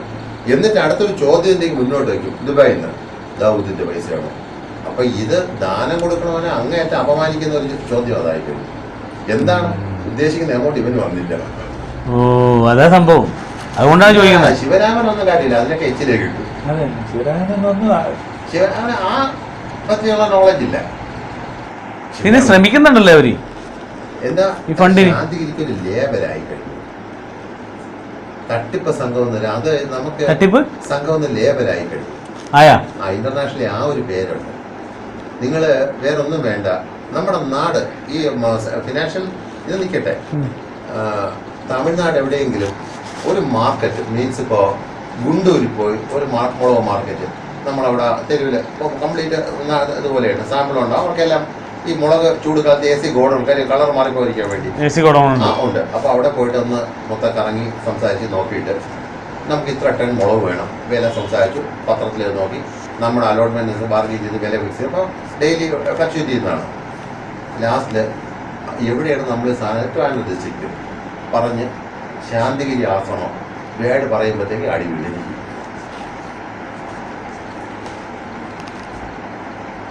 അത്ര കൊണ്ട് ഉണ്ടാക്കി വെച്ചാണ്. അതിപ്പോഴല്ല, ഒരു 5 വർഷം മുമ്പേ ആ സ്റ്റൈൽ ആയി കഴിഞ്ഞു. 5 വർഷം 5 വർഷം മുമ്പേ ആ ഒരു സ്റ്റൈൽ ആയി. അല്ല ഏതായാലും 17 വർഷത്തിനപ്പുറം ആയിട്ടില്ല. നിങ്ങൾ ഈ മലക്കറി കച്ചവടക്കാരൻ്റെ കാര്യം പറഞ്ഞത്, ഇവിടെ സാധാരണ ഒരു വെജിറ്റബിൾ ഷോപ്പ് ചെയ്യുന്ന വ്യക്തി കൊടുക്കണം 9 ലക്ഷം രൂപ. അഷ്കർ ആര് കൊടുക്കാണ്? നമ്മളെ കൊടുക്കാണ്. അതല്ല അഷ്കർ വരുന്ന വിളിച്ചിട്ട് പറയുന്നത് എന്റെ പൈസക്കാണ് അവിടെ വെയിറ്റ് ഹൗസ് നടത്തുന്നത്. ശരിയാണ്, 9 ലക്ഷം രൂപയുടെ സാധനം ഉള്ളൂ. 20 എത്രയോ ഉണ്ടായിരുന്നു, ഇപ്പൊ 9 ആയിരം. ഇപ്പൊ ഗോപാലൻ, പക്ഷെ അയാൾക്കറിയാം അതെങ്ങനെ ഈടാക്കണം. 4.5 കോടി രൂപ ഗോപാലനുണ്ട്. 4.5 കോടി രൂപയാണ്. അതിപ്പോ മറ്റേ പ്രോപ്പർട്ടി കൊടുത്തിട്ട് ഇതായില്ല. അതൊക്കെ ഗോപാലന് സൈക്കിളിൽ നടന്ന ചെട്ടിപ്പിരിവ് നടന്ന ആളിന് ഇവിടെ എത്താമെങ്കിൽ. പക്ഷെ നിങ്ങള് ഗുരുവിന്റെ കുടുംബക്കാരെന്നുള്ള രീതിയിൽ എനിക്ക് ആ എന്താണ് ഗുരു എന്നുള്ള വാക്കിനോട് അല്ലെങ്കിൽ ആ വ്യക്തി എന്ന് അദ്ദേഹത്തെ പറയാൻ അദ്ദേഹം എന്നുള്ള വാക്കുപോലും ഉപയോഗിക്കാൻ പാടില്ല. അത്രയും ബഹുമാനമുള്ള ഇതാണ്. ഒരു ഇതുണ്ടെങ്കിൽ ഒരിക്കലും ഇങ്ങനെ അത് പോകാത്ത രീതിയിൽ നിങ്ങൾക്ക് കുടുംബപരമായിട്ട് ട്രസ്റ്റ് ഒന്നുമില്ല. ഇതുമായിട്ട് ഇതിന് എഗൻസ്റ്റ് ആയിട്ട് ചിന്തിക്കുന്ന കുറച്ച് ആൾക്കാരെങ്കിലും ഉണ്ടോ? ഉണ്ടെങ്കിൽ നിങ്ങൾ ആദ്യം ഒരു ട്രസ്റ്റ് രൂപീകരിക്കുക. അവിടെ തുടങ്ങുന്നു നിങ്ങളുടെ ഈയത്തിന്റെ ആദ്യത്തെ ഒരു അല്ല. നമുക്ക് പബ്ലിക്കായിട്ട് തുടങ്ങിയാൽ പോരെ? ഇങ്ങനെ ഇതിൽ നിന്ന് വിട്ടു നിൽക്കുന്ന പബ്ലിക് ട്രസ്റ്റ് അല്ല, ഇതിൽ നിന്ന് വിട്ടു നിൽക്കുന്ന ആൾക്കാരോട് ട്രസ്റ്റ് തുടങ്ങിയാൽ പോരെ? അതല്ല, ഇപ്പൊ ശാന്തിഗിരി ആശ്രമം ഗുരുവിനെ ചെയ്യുന്നത് ഗുരുവിന്റെ ആശയങ്ങൾ ലോക നന്മയ്ക്ക് എത്തിച്ച് അതിൽ ഒരു നന്മ നിറഞ്ഞ ലോകം വിഭാവനം ചെയ്യല്ല. അല്ല, ഗുരുവിനെ മാർക്കറ്റ് ചെയ്ത് പലരും പൈസ ഉണ്ടാക്കി. ഇത് പറഞ്ഞുണ്ട് ബുക്ക് വരെ ഗുരുവിന്റെ അരി വരെ എത്ര ബുക്ക് വരെ വിറ്റ് പൈസ ഗുരുവിനെ അതിനെ ചോദ്യം ചെയ്യാൻ പറ്റൂലെന്നാ ചോദിച്ചത്. അത് ചോദ്യം ചെയ്യണമെങ്കിൽ ഒരു വ്യക്തിയല്ല, അതൊരു ട്രസ്റ്റിന് ചോദിക്കാം. പെട്ടെന്ന് തുടങ്ങിയ ഒരു ട്രസ്റ്റിന് പറ്റത്തില്ല. പെട്ടെന്ന് വേണ്ട. ഇപ്പൊ നിങ്ങള് ഒരു ട്രസ്റ്റ് തുടങ്ങിയാലും നിങ്ങൾക്ക് ഒരു വർഷത്തിനകത്ത് ജനശ്രദ്ധ ആകർഷിച്ചെടുക്കാം. കാര്യം പബ്ലിക്കിന് വേണ്ടി അങ്ങനെയുള്ള എന്തെങ്കിലും. ഇപ്പൊ ഞാൻ ഇപ്പൊ ചെയ്തു വെച്ചിരിക്കുന്ന ഒരു പദ്ധതി ഭാഗികമായ പണികളായി കഴിഞ്ഞു. കരുണാലയമാണ് ഇനിയിപ്പോൾ ഈ വരുന്ന ബൈപ്പാസ് വിഴിഞ്ഞ ഭാഗം മൊത്തം വൃക്ഷത്തൈകൾ വയ്ക്കുന്നത്. അതിനുള്ള ഏകദേശം 600ഓളം വോളണ്ടിയേഴ്സിന്റെ ID കാർഡിന്റെ വർക്ക് സോഷ്യൽ ഫോറസ്റ്റ് എന്ന് പെർമിഷൻ പിണറായി വിജയനുമായിട്ടുള്ള മീറ്റിങ്ങോടുകൂടി അത് ഫൈനലിസ്റ്റാണ്. ഹരിത കേരള ഓർഗനൈസ്ഡ് ബൈ കരുണാലയം. പോയിക്കഴിഞ്ഞാൽ നമുക്ക് വേറെ ഒന്നുമില്ല. പക്ഷെ ഏകദേശം അതിൻ്റെ ഫസ്റ്റ് കോപ്പി മെയിൽ ചെയ്തിരിക്കുന്നത് PM-ലാണ്, പ്രൈം മിനിസ്റ്റർ. അപ്പം ഇത് ഓപ്പൺ ചെയ്യുന്നതോടുകൂടി ഇനി എനിക്ക് ധൈര്യമായിട്ട് PM-നെ കാണാനോ ഇൻവൈറ്റ് ചെയ്യാനോ ചിലപ്പോൾ ഓഫീസിൽ തന്നെ എന്നെ അങ്ങോട്ട് വിളിച്ചാൽ ആ ഒരു അപ്പം ഇതിനൊന്നും വലിയ ചിലവുള്ള കാര്യമില്ല. പക്ഷെ നമ്മൾ ചെയ്തു വയ്ക്കുന്ന പരിപാടി അങ്ങനത്തെ ഒരു പവർഫുൾ ഇനി ഭാവിയിൽ ഇപ്പൊ നമ്മൾ കുടിവെള്ള പ്രശ്നം പോലെ ഇനി വരുന്ന പ്രോബ്ലം എന്താണ്? ഓക്സിജനാണ്. അപ്പൊ നമ്മുടെ ഈ പ്രോജക്റ്റ് എഴുതിയിരിക്കുന്നത് തന്നെ ആദ്യം ഇൻട്രൊഡക്ഷൻ പേജിന് 4 എണ്ണം ഉണ്ട്. ഇപ്പൊ നമ്മുടെ ഇന്ത്യയിൽ ഇത്ര കോടി ബുദ്ധിമാന്യമുള്ള ജനങ്ങളുണ്ട്.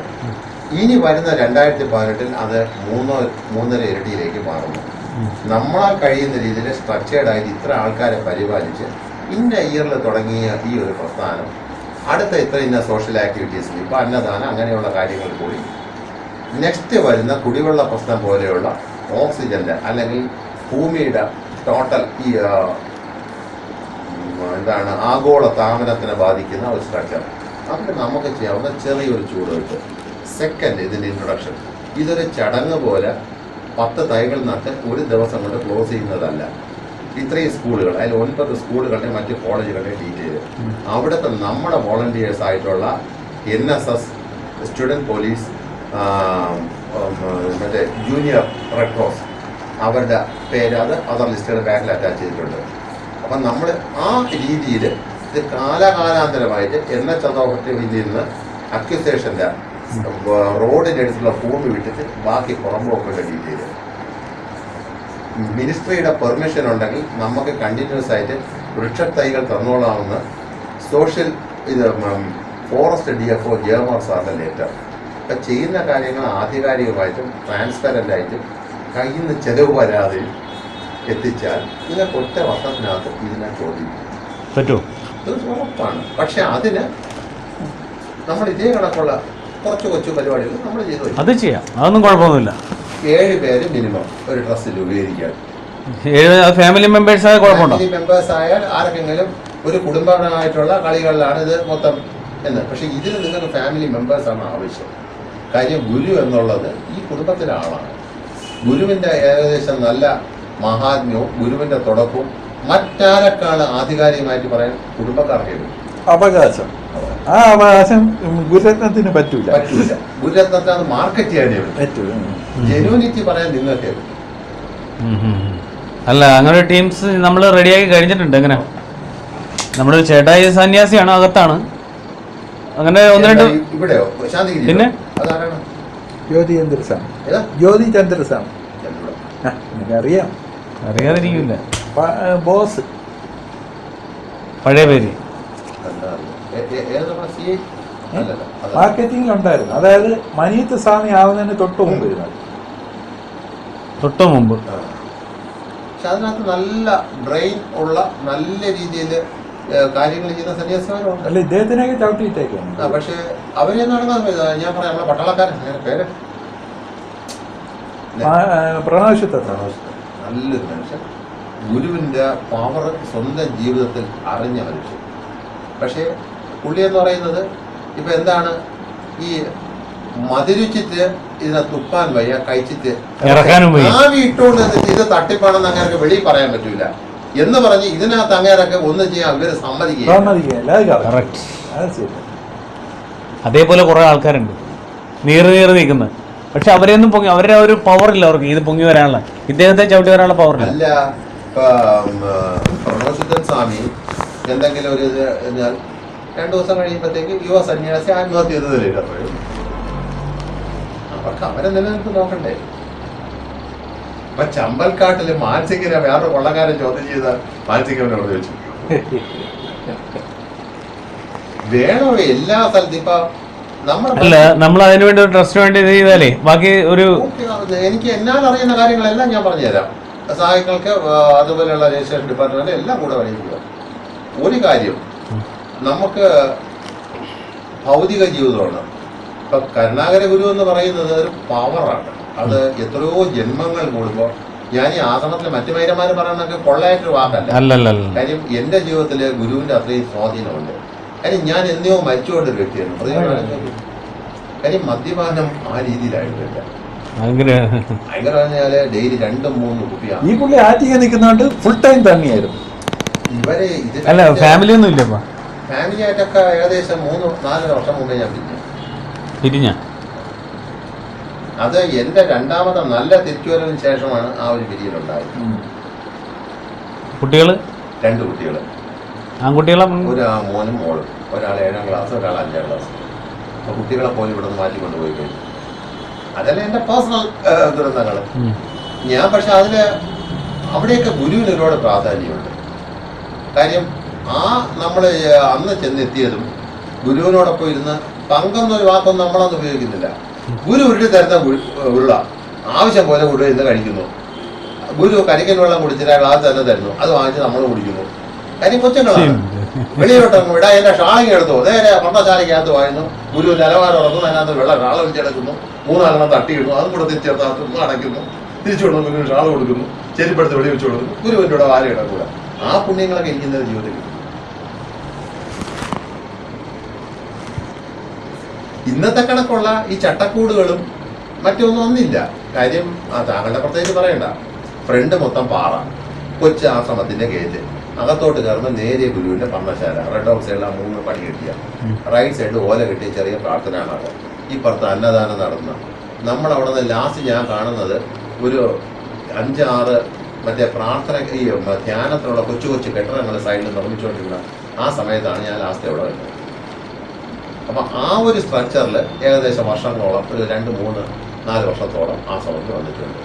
ഓരോ ഞായറാഴ്ചകൾ കൂടിപ്പോയാൽ ഒരു 5 കുടുംബങ്ങൾ കാണും. അതിലെ മുതിർന്നവരുമായിട്ട് ഒരുപാട് ഡീറ്റെയിൽ ആയിട്ട് ഗുരു സംസാരിക്കുമായിരുന്നു.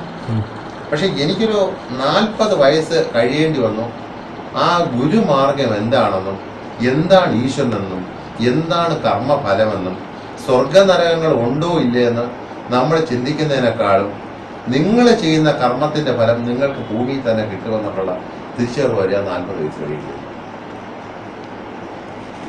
പക്ഷെ അവിടെ ഗുരുവിന്റെ പ്രാധാന്യമുണ്ട്. ആ ഒരു സാമീപ്യം, അല്ലെങ്കിൽ നമ്മൾ ഇപ്പം ഞാനൊരു വലിയ ആർഭാടപ്രിയനാണ്, വസ്ത്രങ്ങൾ അത് കണക്ക് എല്ലാ കാര്യങ്ങളിലും. അതിനേക്കാൾ ഉപരി നമ്മുടെ പ്രാണന് പവർ കൂട്ടണം, ആത്മാവിൽ. അത് കർമ്മഫലത്തിൽ കൂടെ കിട്ടും. തീർച്ചയായിട്ടും. ഒരു അന്ധൻ നമ്മുടെ റോഡ് കടത്തി വിടുന്നു, ഒരു കരയുന്ന കുട്ടിയെ ഒന്നും കൊടുത്തില്ല, അവന് വന്നിട്ട് നല്ല 2 വാക്കുകളെ ആശ്വസിപ്പിക്കുന്നു. ഒരു രോഗിക്ക് നമ്മുടെ കയ്യിൽ ഉണ്ടെങ്കിലോ ഇല്ലെങ്കിലോ എവിടെന്നെങ്കിലും മരുന്ന് എടുത്തുകൊണ്ട് കൊടുക്കുന്നു. അതൊക്കെ സത്പ്രവൃത്തികളുടെ ചെറിയ പട്ടികയിൽ കൊടുക്കുന്നു. അപ്പം ഞാനിത് ആലോചിക്കുന്നത്, ഞാൻ ഈ ട്രസ്റ്റിൻ്റെ ഇതിലുള്ള ഒരുപാട് കാര്യങ്ങൾക്ക് അവരെനിക്ക് സപ്പോർട്ട്. ഇപ്പോൾ അടുത്ത 2 ആഴ്ചക്കകത്ത് വണ്ടി വരുന്നു, വിദേശ യാത്രകൾ, ഇന്ത്യക്കകത്ത് പല ഭാഗങ്ങളും ഇതുമായിട്ട് ബന്ധപ്പെടുന്നു. ഇതെല്ലാം നമ്മുടെ ട്രസ്റ്റിന് എക്സ്പെൻസ് ആണ്. പക്ഷേ അത് മാത്രമല്ല, 70ഓളം പേർക്ക് ഒരു അല്ലലുമില്ലാതെ എല്ലാ ദിവസവും കൊണ്ടുപോകാൻ തീർച്ചയായിട്ടും അതിലൊരു വലിയ സാറ്റിസ്ഫാക്ഷൻ ഉണ്ട്. അതൊരു പവറാണ്. അപ്പോൾ ഗുരുവിനെ ഞാൻ അത്രയും ബഹുമാനിക്കുന്നു എന്ന് പറയുന്നത്, അല്ലെങ്കിൽ ആ ഒരു ബഹുമാനമൊന്നും അല്ല, ആ നമിക്കുന്നു എന്ന് പറയുന്നത്, ആ ഒരു സാമീപ്യം നമ്മുടെ ഒരു ജന്മം തീരുന്നവരും വരെ നമ്മളെ പിന്തുടരും. ഞാൻ ഒരുപാട് പ്രാവശ്യം 2-3 പ്രാവശ്യം ആത്മഹത്യക്ക് ശ്രമിച്ചു. പക്ഷെ അപ്പോഴെല്ലാം ഞാൻ ഗുരുവിനെ കണ്ടു. ഗുരുവിനെ കാണുകയല്ല, ഉള്ളിലിരുന്ന് ആരോ പറയും. പണ്ടത്തെ ഗുരു പറയുന്ന ഗുരുവിൻ്റെ ഒരു സ്റ്റൈലുണ്ട്.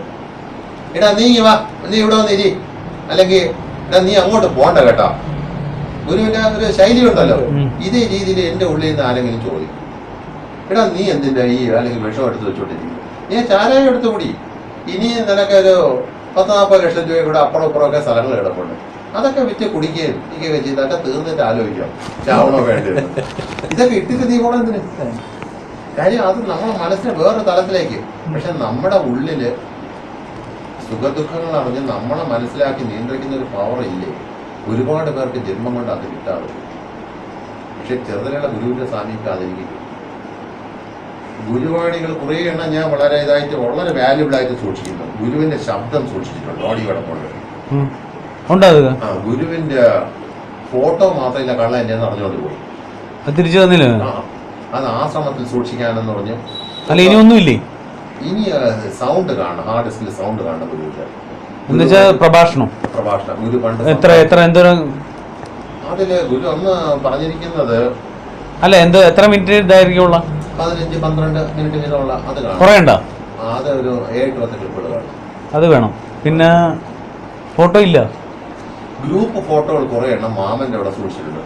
നമ്മളെല്ലാ ചെറിയ കുട്ടികൾ ഗുരുവുമായിട്ട് നിന്ന് പല ഫോട്ടോയില് ഗുരുവിന്റെ തോളിൽ പിടിച്ചുകൊണ്ട് എല്ലാം ഈ 3-ാം ക്ലാസ് 4-ാം ക്ലാസ് വായിച്ചുള്ള ഞാൻ എന്റെ മാമന്റെ മക്കള് കുറെ പേര് ഇവരെല്ലാരും കൂടെ ഗുരുവിനോടൊപ്പം നിന്നുള്ള. എന്റെ മൂത്ത മാമൻ അറിയായിരിക്കും, പരമേശ്വരൻ നായര പ്രസ്, മറ്റേ ഇവിടെ മകൻ മരിച്ചുപോയി. അല്ല വെമ്പായത്തല്ല വെഞ്ഞാറമൂട് ഞാൻ പോയിട്ടുള്ള മുദ്രണാലയത്തിലെ പ്രസിലാണ്. ഇപ്പൊ വീട്ടിൽ തന്നെയാണ്. അപ്പൊ വീട്ടില് മാമനാണ് അത്. മാമനാണ്. പരമേശ്വരൻ. രണ്ടാമത് വിവാഹം കഴിച്ച്. അതെ. അതെ സ്കൂട്ടറിന് ബജാജ്. അപ്പോ സാറിന് മടുത്ത് വിമാരെ കൊണ്ട് മടുത്ത് പെൻഷനാക്കി കഴിഞ്ഞപ്പോ വിമാരെ കൊണ്ട് മടുത്തിട്ട് പോയത്. മാമന് ഞാൻ ഉള്ളപ്പോഴേ സ്ഥിരമായ ശ്വാസോളത്തിലുണ്ടായിരുന്നു. അപ്പൊ എന്താ പറയുക ചേട്ടാ, നീ എന്തായാലും നിനക്ക് വയസ്സായി തുടങ്ങിയപ്പോഴത്തേക്ക് സേഫ് ആയിട്ടൊരു സ്ഥലത്ത് നീ എത്തിച്ചേർന്നു. അതിന് നീ ഗുരുവിൻ്റെ അടുത്ത് നന്ദി പറയണം. കാര്യം നമ്മളെ ഒരുപാട് പൈസ ഉണ്ടാക്കാൻ ഞാൻ ഒരുപാട് പൈസ ഉണ്ടാക്കി, അതുപോലെ അതെല്ലാം ഞാൻ അടിച്ചു തീർക്കുകയും ചെയ്തു. എങ്കിലും നിനക്ക് അവസാനം സ്വസ്ഥതയും സ്വച്ഛതയും തരുന്ന സ്ഥലത്ത് എത്തിയല്ലോ. പക്ഷെ അത് മാമനെ തെറ്റിദ്ധാരണയായിരുന്നു. മാമന് ഒരുപാട് കൂടുതൽ മനസ്സിലാക്കില്ലെന്ന് വേണം പറയാം. അവിടെ അവർക്കെല്ലാം ഗുരുവിന് അകമഴിഞ്ഞ അത്രയും വിശ്വാസവും ആ ദൃഢതയുണ്ട്. പക്ഷെ ഇപ്പൊ നടക്കുന്ന സംഭവങ്ങൾ എന്തൊക്കെയാണ്, ഇവിടെ ഇവിടെ ഗുരു ഉണ്ടോ ഇല്ലയോ അത് ചിന്തിക്കുന്നില്ല. ആ ഒരു ചിന്തയില്ല. ജന്മം കൊണ്ട് എന്തിനാണല്ലോ ഇങ്ങനെ പാവം വലിച്ചു? അല്ല ഇന്നത്തെ പത്രത്തിലെ ഈശ്വരനെ ആരാധിക്കണമെന്ന് ഈശ്വരനെ നിർബന്ധമില്ല. ആര് പറഞ്ഞു? ഗുരു പറഞ്ഞു. ഗുരുവത്തഞ്ഞാണ് ദിവസം അല്ലേ? നീ കണ്ടത് ഏത് പത്രത്തിൽ? അതായത് പത്രത്തിൽ എന്നെ പ്രതി വിളിച്ചു പറഞ്ഞു. ഇതില് ഏറ്റവും നന്നായിട്ട് ആശ്രമത്തിന്റെ കാര്യം വിടുക. നിങ്ങളെ പ്രൊമോട്ട് ചെയ്യേണ്ടത് വേറെ ഒന്നുമില്ല. ഗുരുവിന്റെ ക്ലിപ്പുകൾ എന്റെയിലുള്ളതിന് ഗുരു പറയുന്ന ഒരു കാര്യമുണ്ട്. ദേവലോകം എപ്പോഴും അത് മറ്റെല്ലാ തലങ്ങളെയും ഭയപ്പാടോടുകൂടിയാണ് കാണുന്നത്. ഇപ്പൊ നമ്മുടെ മനുഷ്യകുലത്തിൽ തന്നെ പലരും തപസ് ചെയ്തും രാജാക്കന്മാരെ യാഗഹോമാദികൾ നടത്തി ദേവതലത്തോളം ഉയർന്നിട്ടുണ്ട്. അവരെല്ലാം ദേവലോകം അടിച്ചൊതുക്കിയിട്ടുള്ളൂ. അതൊരു പ്രത്യേക സ്ട്രക്ചറാണ്. പിന്നെ അത് കടന്നു പോകാൻ സമ്മതിക്കില്ലേ? അത് കടക്കാൻ ദേവലോകം സമ്മതിക്കില്ല. നമ്മളെ ഫോളോ ചെയ്ത് വന്ന ഏതോ അന്ന് പറ്റിയ ഒരു പിഴവിലുള്ള ഇങ്ങനെ ഡീറ്റെയിൽ ആയിട്ട് പറഞ്ഞാൽ അറിഞ്ഞൂടാ. ആ ഒരു അപാകത നമ്മളെ ഇന്നത്തെ ഈ സനാതനമെന്നല്ല ഓൾ ഓവർ വേൾഡിനെ പിന്തുടരുന്നു. ഗുരുവിന്റെ വാക്കുകളാണതെല്ലാം. എന്ന് പറഞ്ഞാൽ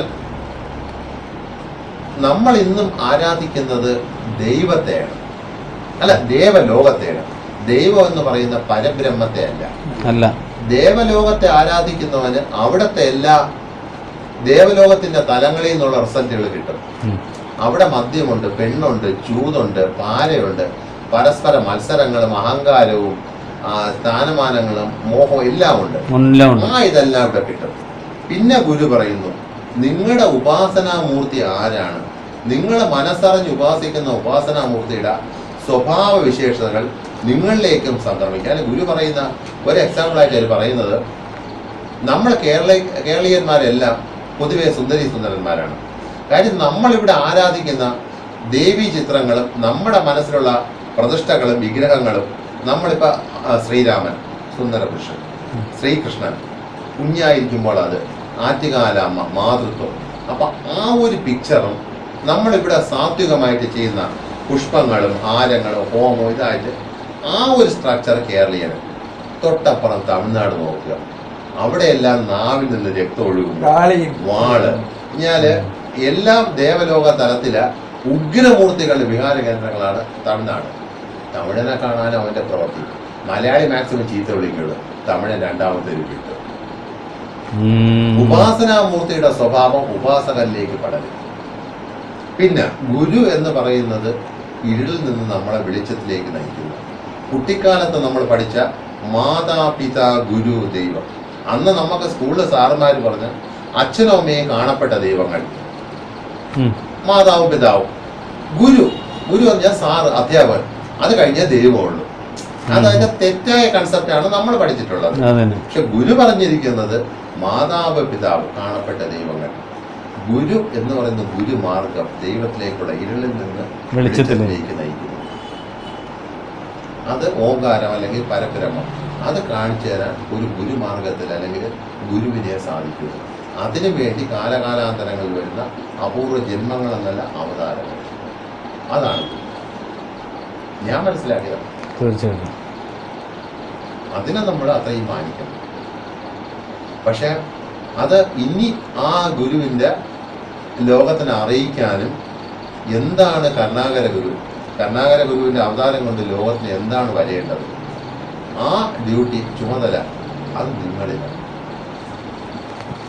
നിങ്ങളുടെ കുടുംബത്തിൽ നിന്ന് തന്നെ അത് വരണം. കാര്യം ഗുരുവിനെ പറ്റി ആധികാരികമായി പറഞ്ഞു കൊടുക്കാനും. ഇപ്പൊ ഇവിടെ വായുവിൽ നിന്ന് ഭസ്മം എടുക്കുന്ന അതൊന്നുമല്ല അത്ഭുതം. പക്ഷേ 10 പേരെ വിശപ്പകറ്റാൻ പറ്റുന്നത് കരുണാകര ഗുരു എന്ത് ചെയ്തിരുന്നു? ഇല്ലായ്മയിൽ നിന്ന് എത്ര പേരെ ഊട്ടി. ഒന്നുമില്ലായിരുന്ന അവിടെ അന്ന് മുതലേ ആഹാരം ഉണ്ടായിരുന്നു ഇല്ലേ? അല്ല, ഇന്നിപ്പോ അവർ കാൽക്കുലേറ്റ് ചെയ്യുന്നുണ്ട്.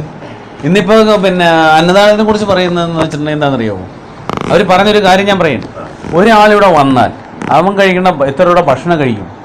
ഭക്ഷണം കഴിച്ചു കഴിഞ്ഞാൽ അവൻ എത്ര കൈ കഴുകാനൊക്കെ പിന്നെ വാഴാൻ എത്ര ലിറ്റർ വെള്ളം ഉപയോഗിക്കും? കുടിക്കാൻ ഉപയോഗിക്കുന്ന വെള്ളം, അവൻ ടോയ്ലറ്റിൽ പോയാൽ ഉപയോഗിക്കുന്ന വെള്ളം, ഇതിനൊക്കെ വരെ കണക്ക് പറയണമെന്ന്. എന്താണ് ഇത്? ആശ്രമമല്ല, ഒരു വെൽ സ്ട്രക്ചേർഡ് ഞാൻ പോലും അന്തം വിട്ടുപോയി. കാരണം ഇങ്ങനെ ബിസിനസ് സ്ഥാപനമാണിത്. ആശ്രമം എന്നുള്ള ലേബലിൽ നടക്കുന്ന ഒരു ബിസിനസ് സ്ഥാപനം ആവട്ടെ. പക്ഷെ അതുകൊണ്ട് അവർ വളരണം, അതിലും വളരുന്നില്ല. ഞാൻ പ്രദീപിന്റെ ഒരു സുഹൃത്തിന ഇപ്പൊ പ്രദീപ് പറഞ്ഞുതരും. ഇവിടുത്തെ ഒരു നമ്പറുണ്ട്, ഇവിടെ അല്ല, നമുക്ക് കേരളത്തിനകത്തില്ല, ഷൂജ ഞാൻ ആശ്രമത്തിൽ കൊണ്ടുവന്നു. പുള്ളി എന്ന് പറഞ്ഞാല് പലചരക്ക് സാധനങ്ങളുടെ ഇവിടുത്തെ ഒരു ഹോൾസെയിലർ. വിദേശ രാജ്യങ്ങളിലേക്ക് പുള്ളിക്ക് കയറ്റുമതിയുണ്ട്. ഇവിടെ തന്നെ പല വലിയ ഷോപ്പിംഗ് മാളുകളുണ്ട്, ഫ്ലാറ്റുകളുണ്ട്. അപ്പൊ ഒരു വലിയ ബിസിനസ് തന്നെയാണ് പുള്ളിക്ക്. ഈ ആന്ധ്രയും ഗുണ്ടൂരും പല ഭാഗത്തും സ്വന്തം ഗോഡൌണുകളുണ്ട്. പുള്ളിയെ ഞാൻ കൊണ്ടുവന്ന് അവിടെ അന്ന് സായിജോ സ്വാമിയെ പരിചയപ്പെട്ട് കാര്യങ്ങൾ, അന്ന് മാർക്കറ്റിംഗ് സായിജോ സ്വാമിയാണ്. അപ്പൊ പുള്ളിയെ ഞാൻ ഉചിതമായിട്ട് കാര്യങ്ങൾ ചെയ്യേണ്ടതുപോലെ. അപ്പൊ പുള്ളി പറഞ്ഞാൽ നിങ്ങളെ ഇപ്പോഴത്തെ മാർക്കറ്റ് പ്രൈസ് പത്രത്തിൽ എന്ത് കാണുന്നു, അതിനേക്കാളും കിലോഗ്രാമിന് 10 പൈസയെങ്കിലും കുറച്ച് ഞാൻ തരാം. അതെങ്ങനെ? ആശ്രമത്തിന്റെ ഗോഡൌണിനകത്ത് എന്റെ വണ്ടി വെച്ച് 60 അങ്ങേരുടെ വണ്ടിയിൽ 60ഓളം ലോറികൾ കിടപ്പുണ്ട്. നിങ്ങൾ ആവശ്യപ്പെടുന്ന ക്വാളിറ്റി മുളക്, മല്ലി, ഈ മാർക്കറ്റിംഗ് ഏകദേശം ഇടിഞ്ഞു നിൽക്കുന്ന സമയത്ത് നിങ്ങൾ ആവശ്യപ്പെടുന്ന സകല സാധനങ്ങളും ഇതിനകത്ത് നിങ്ങൾക്ക് പൊടിക്കാനും മറ്റ് വേണ്ട രീതിയിലുള്ളത് ഇതിനകത്ത് തരാം. നാഗരാജനും വേറെ ഏതോ ഒരു മാർക്കറ്റിംഗിലെ 2 പേര് കൂടിയാണ് ആ പ്രോജക്റ്റ് നടന്നത്. അവർക്ക് ഇതിനിടയിൽ കമ്മീഷൻ തന്നു. നിങ്ങൾ കമ്മീഷൻ വാങ്ങിച്ചോ, ഞാനൊരു എതിരല്ല. 10 രൂപയ്ക്ക് ഇപ്പം ആശ്രമം വാങ്ങിച്ചുകൊണ്ടിരിക്കുന്ന സാധനം നിങ്ങൾ 8 രൂപയ്ക്ക് അറേഞ്ച് ചെയ്ത് കൊടുത്തിട്ട് 9 രൂപ നിങ്ങൾ ബില്ലിട്ട് കൊടുക്കും. അതിന് 1 രൂപ ഇടും, അതിന്റെ കഴിവ് അതിനായും. പക്ഷെ 10 രൂപയ്ക്ക് പുറത്ത് കിട്ടുന്ന സാധനം 12 രൂപയ്ക്ക് ആശ്രമത്തിനെ കൊണ്ട് വാങ്ങിപ്പിച്ചൊന്ന് ബില്ല് കൊടുത്തിട്ട് അതിൽ 2 രൂപ അടിക്കരുത്. അത് തട്ടിപ്പ്. ശരിയാണ്.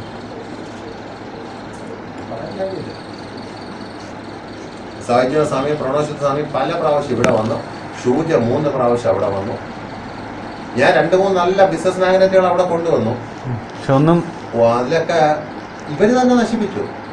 കഴിഞ്ഞ മുമ്പത്തെ സൂര്യന്റെ ചാർജ് ആര്? മറ്റേ മുഹമ്മദ് സ്വാമി അങ്ങനെ വരുന്നു പയ്യൻ. 3 നീണ്ടതാ. സുനീറിന്റെ കഴിഞ്ഞ പ്രാവശ്യം സുനീറിന്റെ അത്ര പിടുത്തില്ല. അനീത് സ്വാമി മരിച്ചു പാവം. അയാളാണ് ഈ നാട്ടിൽ ഇവിടെ ആറ്റിങ്ങൽ ഒരുപാട് പേര്. കാര്യം ആക്ഷൻ സ്പോർട്സ് എന്ന് ഇവിടെ ഒരു ഷോപ്പുണ്ട്. ആ ഷോപ്പ് ആറ്റിങ്ങൽ 2 ഷോപ്പ് ചെറിയ ലേവലാണ്. പ്രജീവ് എന്നാണ് പുള്ളിയുടെ പേര്. ആറ്റിങ്ങാരനാണ്, തോട്ടക്കാട്ടുള്ള. ബി ഫിറ്റ് എന്ന് പറയുന്ന ഒരു ഇന്റർനാഷണലി മാർക്കറ്റ് ചെയ്യുന്ന ഒരു ഇതിന്റെ ബോഡി ഫിറ്റ്നസ് എക്യുപ്മെന്റിന്റെ മാനുഫാക്ചറർ. ഗൾഫിൽ മലേഷ്യയില് 6ഓളം സ്ഥാപനങ്ങൾ പുള്ളിയുടെ ചിലവ് സ്വന്തം നടക്കുന്നു. നമ്മൾ ചെറിയ ആറ്റിങ്ങിൽ വന്നിട്ട് പോകുന്ന പോലെ സ്ഥിരം ആറ്റിങ്ങൽ, ദുബായ് അല്ലെങ്കിൽ മലേഷ്യ വന്നിട്ട് പോകുന്ന ഈ സാധനം ബണ്ടിലാണെങ്കിൽ ഇറക്കുന്ന അദ്ദേഹമാണ്. ഞാൻ 14 വർഷം ചെയ്താണ്.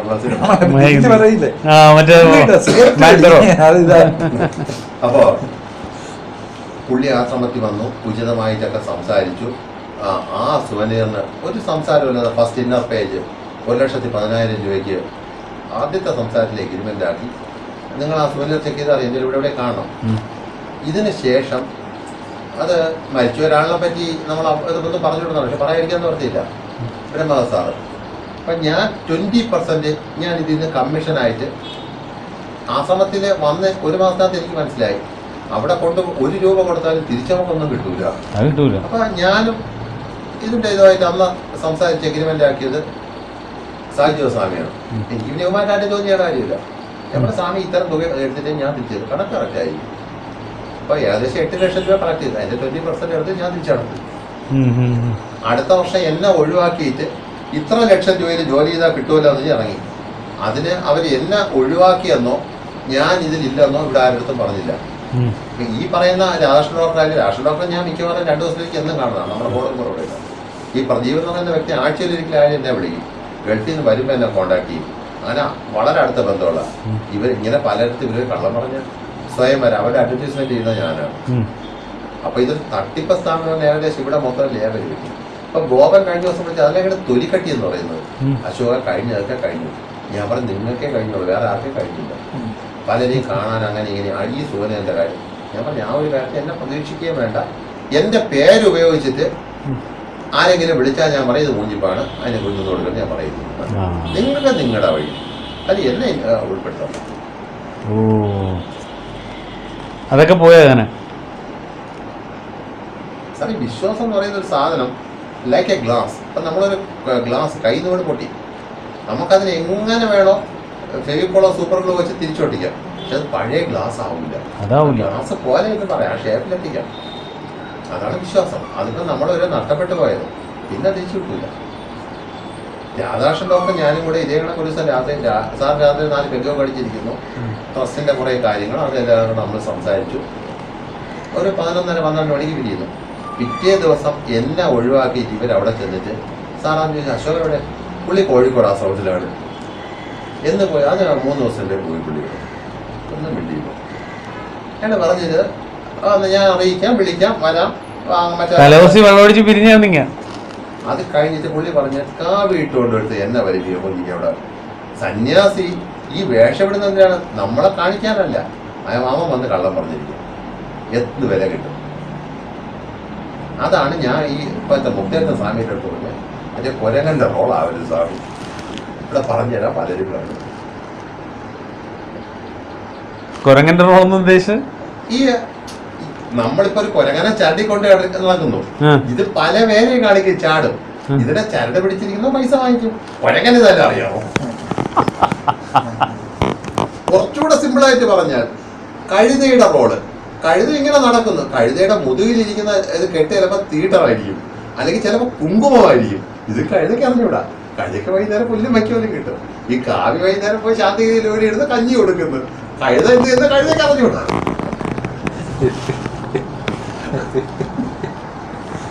Super dialogue. ഇതേപോലെ സംസാരിക്കാൻ പറ്റിയിരുന്നെങ്കിൽ നമ്മൾ ആരായിരുന്നില്ലേ?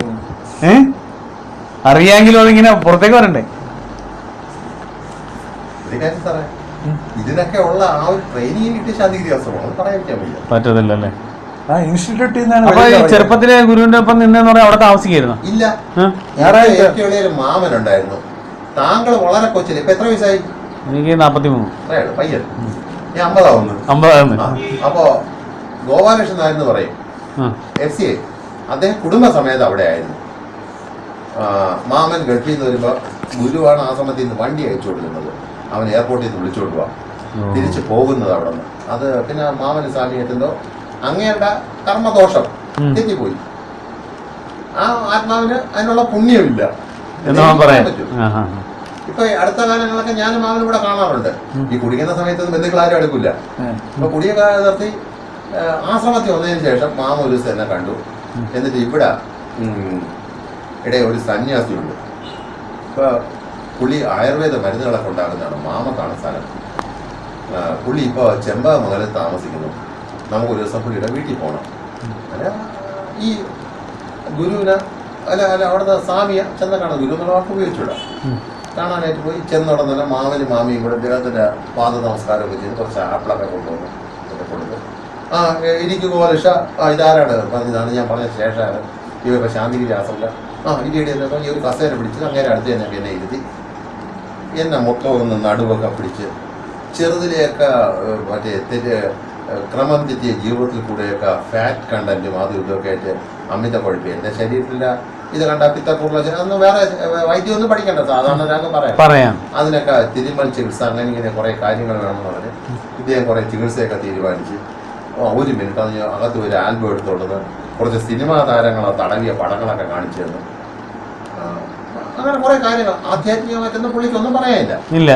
പന്തലക്കുടൻ ഓർമ്മയുണ്ടല്ലോ, പന്തലക്കോടന്റെ അളിയന്റെ ഡ്രൈവറും വേറെത്തരും കൂടെ അടിച്ച് തെറ്റായിട്ട് അവിടെ വന്ന് അപ്പൊ നീ ഇരിക്കാൻ ഞാൻ ഇരിക്കുമ്പോ. അപ്പൊ ഇതിന് ഡ്രൈവർക്ക് എല്ലാം അറിയാം. അവൻ കൈ കഴുകി, "അണ്ണാ, എന്താണ്?" ഇവിടെ വന്നു. ഇവ അവിടെ നിന്നോണ്ട് ഈ പറഞ്ഞ സ്വാമിയെ വെളി താമസിയാണ്. അണ്ണാ മറ്റേ ഒരു ജാഥ കൂടെ നോക്കാൻ തന്നിന് എന്താ സ്വാമിയുടെ നോക്കിയാടേ നീ പോയിട്ടോ വൈകിട്ട് വരും. ഇവിടെ വന്നിട്ട് മറ്റേ മനുഷ്യനെ പറഞ്ഞില്ല എന്നൊന്നും പറയല്ലേ.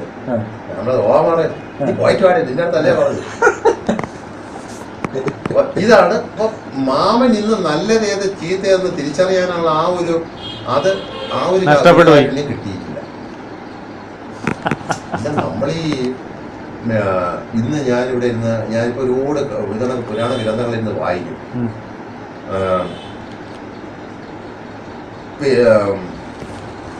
പെരുന്തച്ചൻ എന്ന് പറയുന്നത് അഗ്നിഹോത്രിയുടെ ആ ഇതില് വന്നിട്ട് പറയപ്പെട്ട പന്തലുകുലത്തില് ഒരു അധകൃതരാണ്, കുറഞ്ഞ ജാതിക്കാരനാണ്.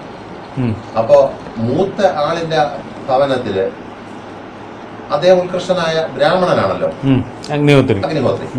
അപ്പോ നമ്മളെ നാറാണത്ത് ഭ്രാന്തനിൽ പറയുന്ന പോലെ ശ്രാദ്ധമൂട്ടാനെടുത്ത് ചേരുമാറുണ്ടെങ്കിൽ ഏറ്റന്റെ ഇല്ലപ്പറമ്പിൽ, ആ ലൈൻ പോലെ എല്ലാ പേരും വായിലാക്കുന്നിലപ്പൻ ഒഴികെ എല്ലാവരും കൂടെ അഗ്നിഹോത്രിയുടെ ഭവനത്തിലാണ് ശ്രാദ്ധത്തിന് വന്നിരുന്നത്. അപ്പൊ അതിന് രണ്ട് കഥകളുണ്ട്. അതിലൊന്ന് അഗ്നിഹോത്രി രാവിലെ എണീറ്റു കുളി ദേവാലയങ്ങള് എല്ലാ പരബ്രഹ്മത്തിനും ഉപദേവതകൾക്കും എല്ലാ അപ്പൊ ഓരോ പ്രാവശ്യവും അഗ്നിഹോത്രി ഈ പുറത്തിരിക്കുന്ന പെരുന്തച്ഛൻ ബാല്യക്കാരന്റെ അടുത്ത് ചോദിക്കും ഇതായി, അപ്പൊ ഗണപതി ഹോമം കഴിഞ്ഞു, ഇനി അടുത്തത് ഇന്ന ഇത് ഭഗവതി, അങ്ങനെ ഓരോന്ന് കഴിഞ്ഞു. ഇദ്ദേഹത്തെ ചടങ്ങുകളെല്ലാം തീർന്നു. അപ്പൊ 11:30 മണി അങ്ങനെ അദ്ദേഹം പുറത്തു വന്ന് ഇങ്ങനെ വന്ന കാര്യങ്ങളൊക്കെ ചോദിക്കുന്നതായിരുന്നു. പെരുന്തച്ഛൻ്റെക്കില് 7-10 കുഴി വീട്ടിന്റെ പല ഭാഗത്തായിട്ട് ഫ്രണ്ടിൽ കുഴിച്ചു വെച്ചേക്കുന്നു. പെരുന്തച്ഛൻ അങ്ങനെ ഓരോ പ്രാവശ്യം ബാല്യക്കാരുടെ അടുത്ത് ചോദിക്കുമ്പോഴാണ് ഓരോ കുഴി കുഴിക്കുന്നത്. അവസാനം അഗ്നിഹോത്രം ചോദിക്കും, നീ എന്തിനാ ഇങ്ങനെ ഓരോ കുഴികൾ എടുത്തിട്ടേക്കുന്നത്? ഇത് ഒറ്റ കുഴിയായിരുന്നെങ്കിൽ ഇപ്പൊ തന്നെ എപ്പോഴേ വെള്ളം കണ്ടനെ കിണറാവൂലായിരുന്ന ഇത്. ചേട്ടനെ കാണിക്കാനാണ് കുഴിച്ചത്.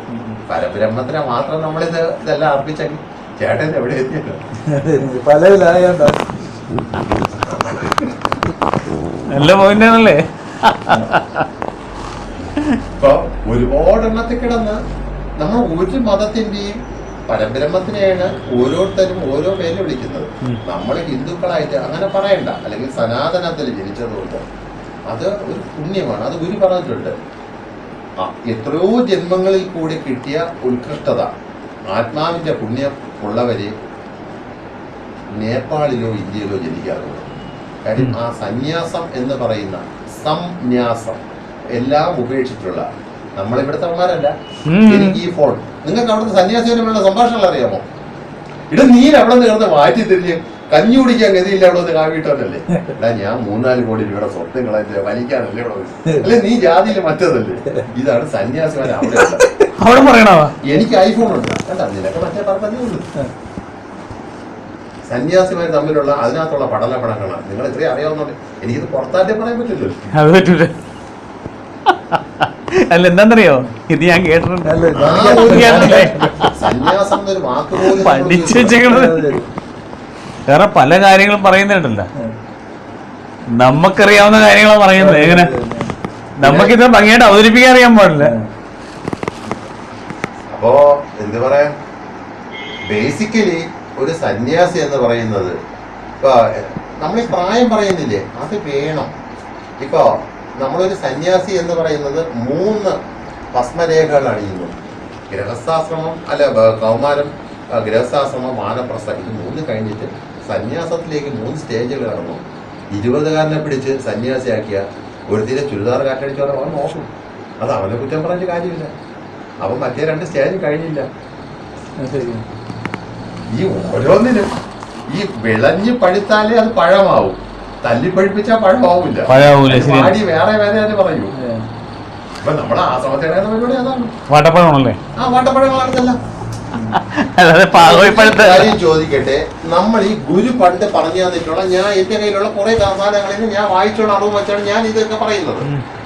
ഇതിൽ ഏതെങ്കിലും ഒരു സബ്ജക്റ്റ് ഇതിനകത്തുള്ള ആരെടുത്തെങ്കിലും നിങ്ങൾ ചോദിക്കണം ഈ ഓരോ ആശ്രമങ്ങൾ.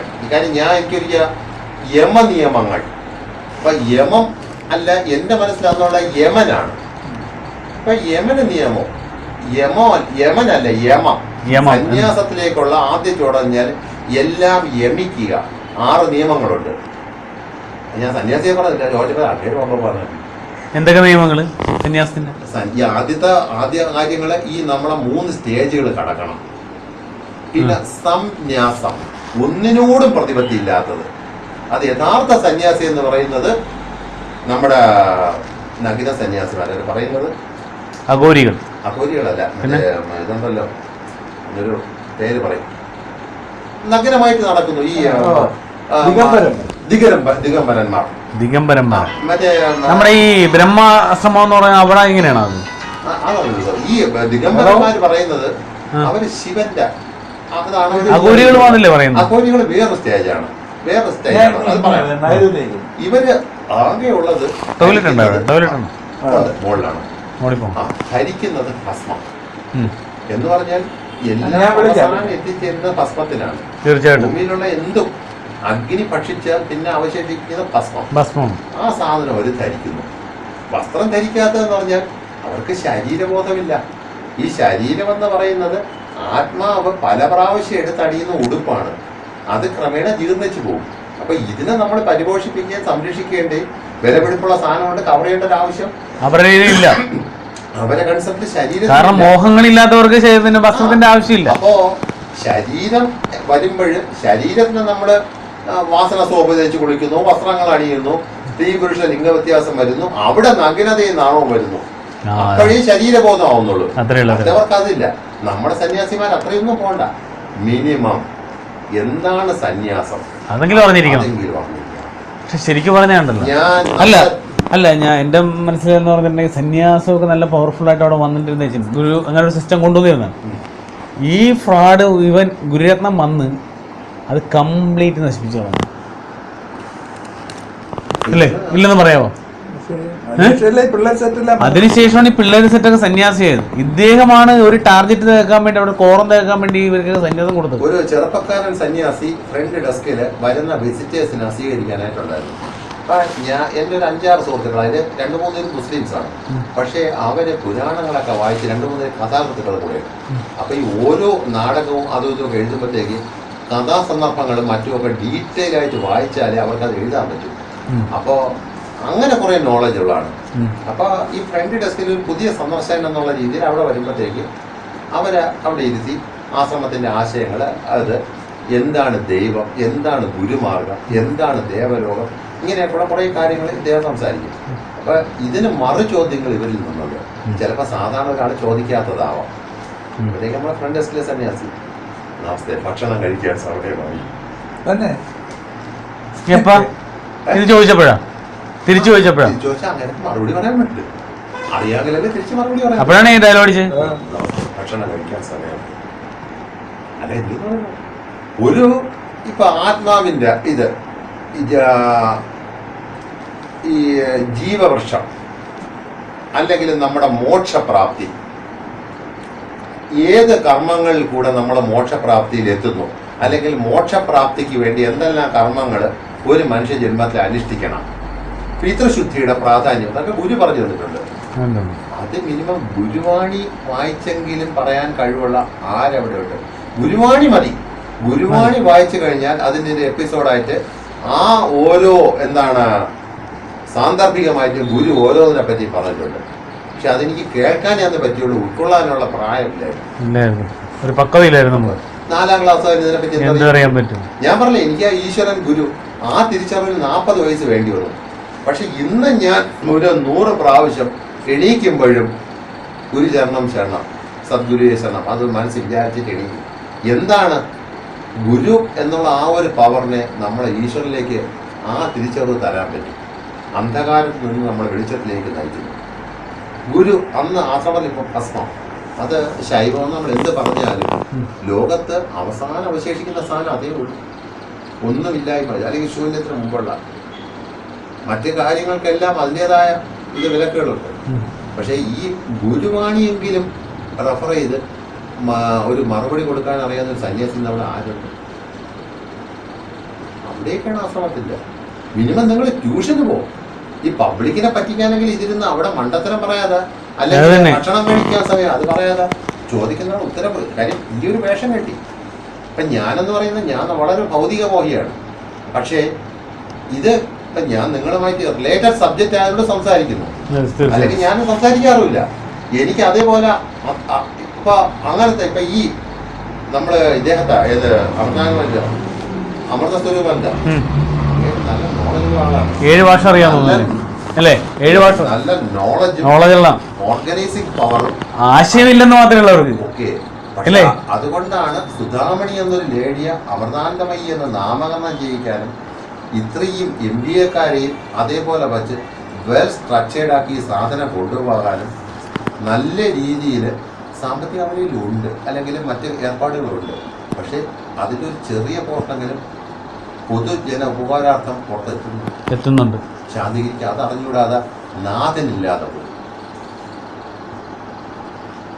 വന്ന ആചാര്യൻ രണ്ടാമത്തെ പിന്തുടർച്ചയെന്ന് പറഞ്ഞാൽ പവറില്ലാത്ത ഗുരു ഉദ്ദേശിച്ചതുപോലെ ഗുരു പരമ്പര പിന്നെ വന്നില്ല.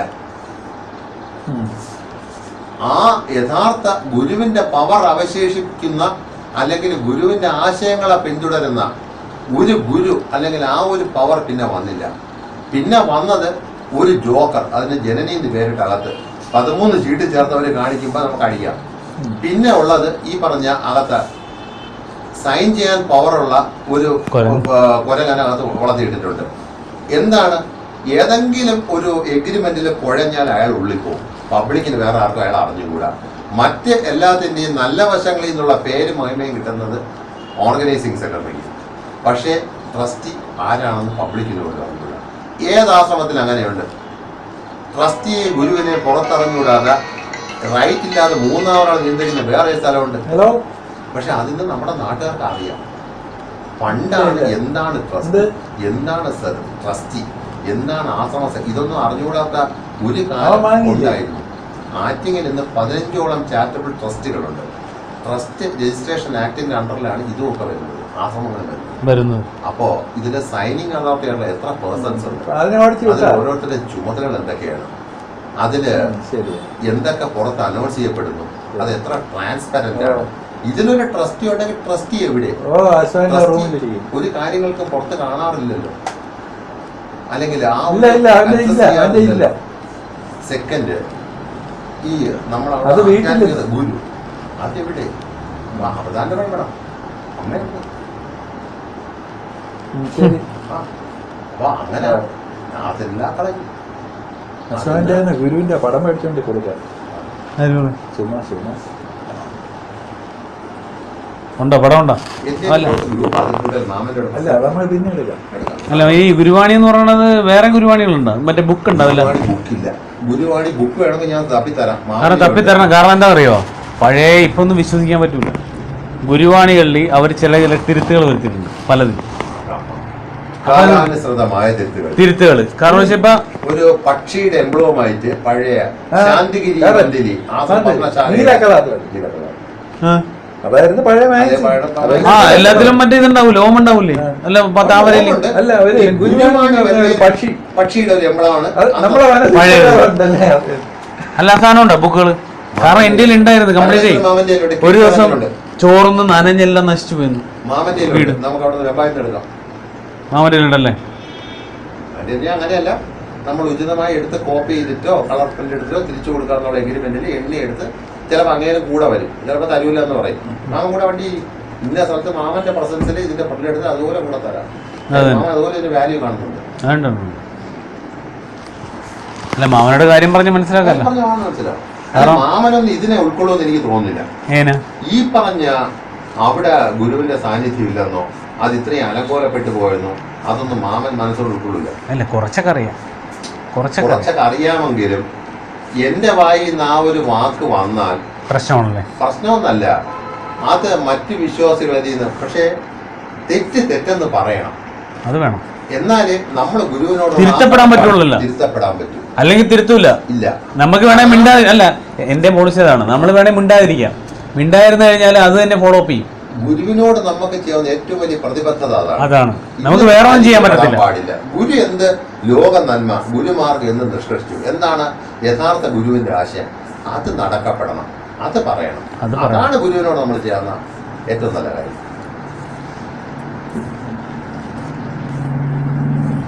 നിങ്ങൾ 10-14 വർഷമായിട്ട് കൊള്ളക്കാരനാവാൻ പറ്റിയില്ലല്ലേ? ശ്രമിച്ചു നോക്കി. കടവ് കടത്തിനോർത്ത് കടവായി. കൊള്ളക്കാരനാ നമ്മളാ? നമ്മള് നല്ലതാണെന്ന് വർഷം അവിടെ ഉണ്ടായിരുന്ന ആളാണ്. അതല്ല, നമ്മൾ നല്ലതാണെന്ന് പറഞ്ഞ് ഉള്ള കൂടി കൊണ്ട് കുടിക്കല്ലായിരുന്നു. അതല്ലേ കൊടുത്തോണ്ടിരുന്നു. അതല്ലേ ഈ കൊടുത്താ സംഗതികൾ മതി. എന്റെ ഏറ്റവും വലിയ ഭാഗ്യം എന്റെ ഒന്നും കൊടുക്കാനില്ലായിരുന്നു. ഇല്ലായിരുന്നു. ബണ്ടിലാണോ വിളിക്കുന്നത്? ഞാൻ നേരത്തെ ഭയങ്കര വലിയായിരുന്നു. ഇല്ല, ചെയിൻ സ്മോക്കിംഗ് ആയിരുന്നു.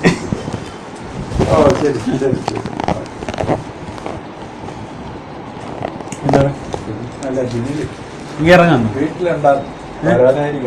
ഇറങ്ങാം. വേറെ ദിവസം നിങ്ങൾ ഇത് ചെയ്യേണ്ടത് വേറൊന്നുമല്ല, ഇത് ആലോചിച്ച് വേണം. നമ്മൾ പെട്ടെന്നൊരു ആവേശത്തെടുത്തിയാല് നിങ്ങൾ ചെയ്യുന്ന പല പ്രവർത്തിയും അവർക്ക് സപ്പോർട്ട് ആയിരിക്കും. അതുകൊണ്ടാണ്. അല്ല, ഇത് വേണ്ടെങ്കിൽ ഇതിങ്ങനത്തെ നമ്മള് ഒരു ഐഡിയ ചോദിച്ചത് മാത്രമേ ഉള്ളൂ. അല്ല, എനിക്ക് പറയാനുള്ളത് ഗുരു എന്താണ് വിഭാവന ചെയ്ത കാര്യങ്ങള് അത് ലോകത്ത് എത്തണം. എന്തിനാണ് ഇവര് ഗുരുവിനെ ഒളിപ്പിച്ചു വെക്കണേ എന്നുള്ളത് അറിയാൻ പറ്റാത്ത. ഗുരു എന്ന് പറയുന്നത് ഗുരു ഉദ്ദേശിച്ച് എന്തൊക്കെ നന്മകൾ ലോകത്തിൽ എത്തണം, അല്ലെങ്കിൽ ഏതൊക്കെ രീതിയിൽ ആശയങ്ങൾ പോകണം, അത് ഒന്നും തപ്പപ്പെടുന്നുണ്ടോ?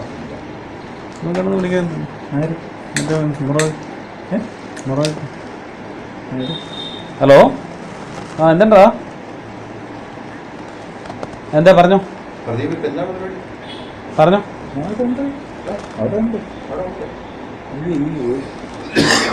ഹലോ, ഈ വർഷം കൂടെ കേട്ടാ,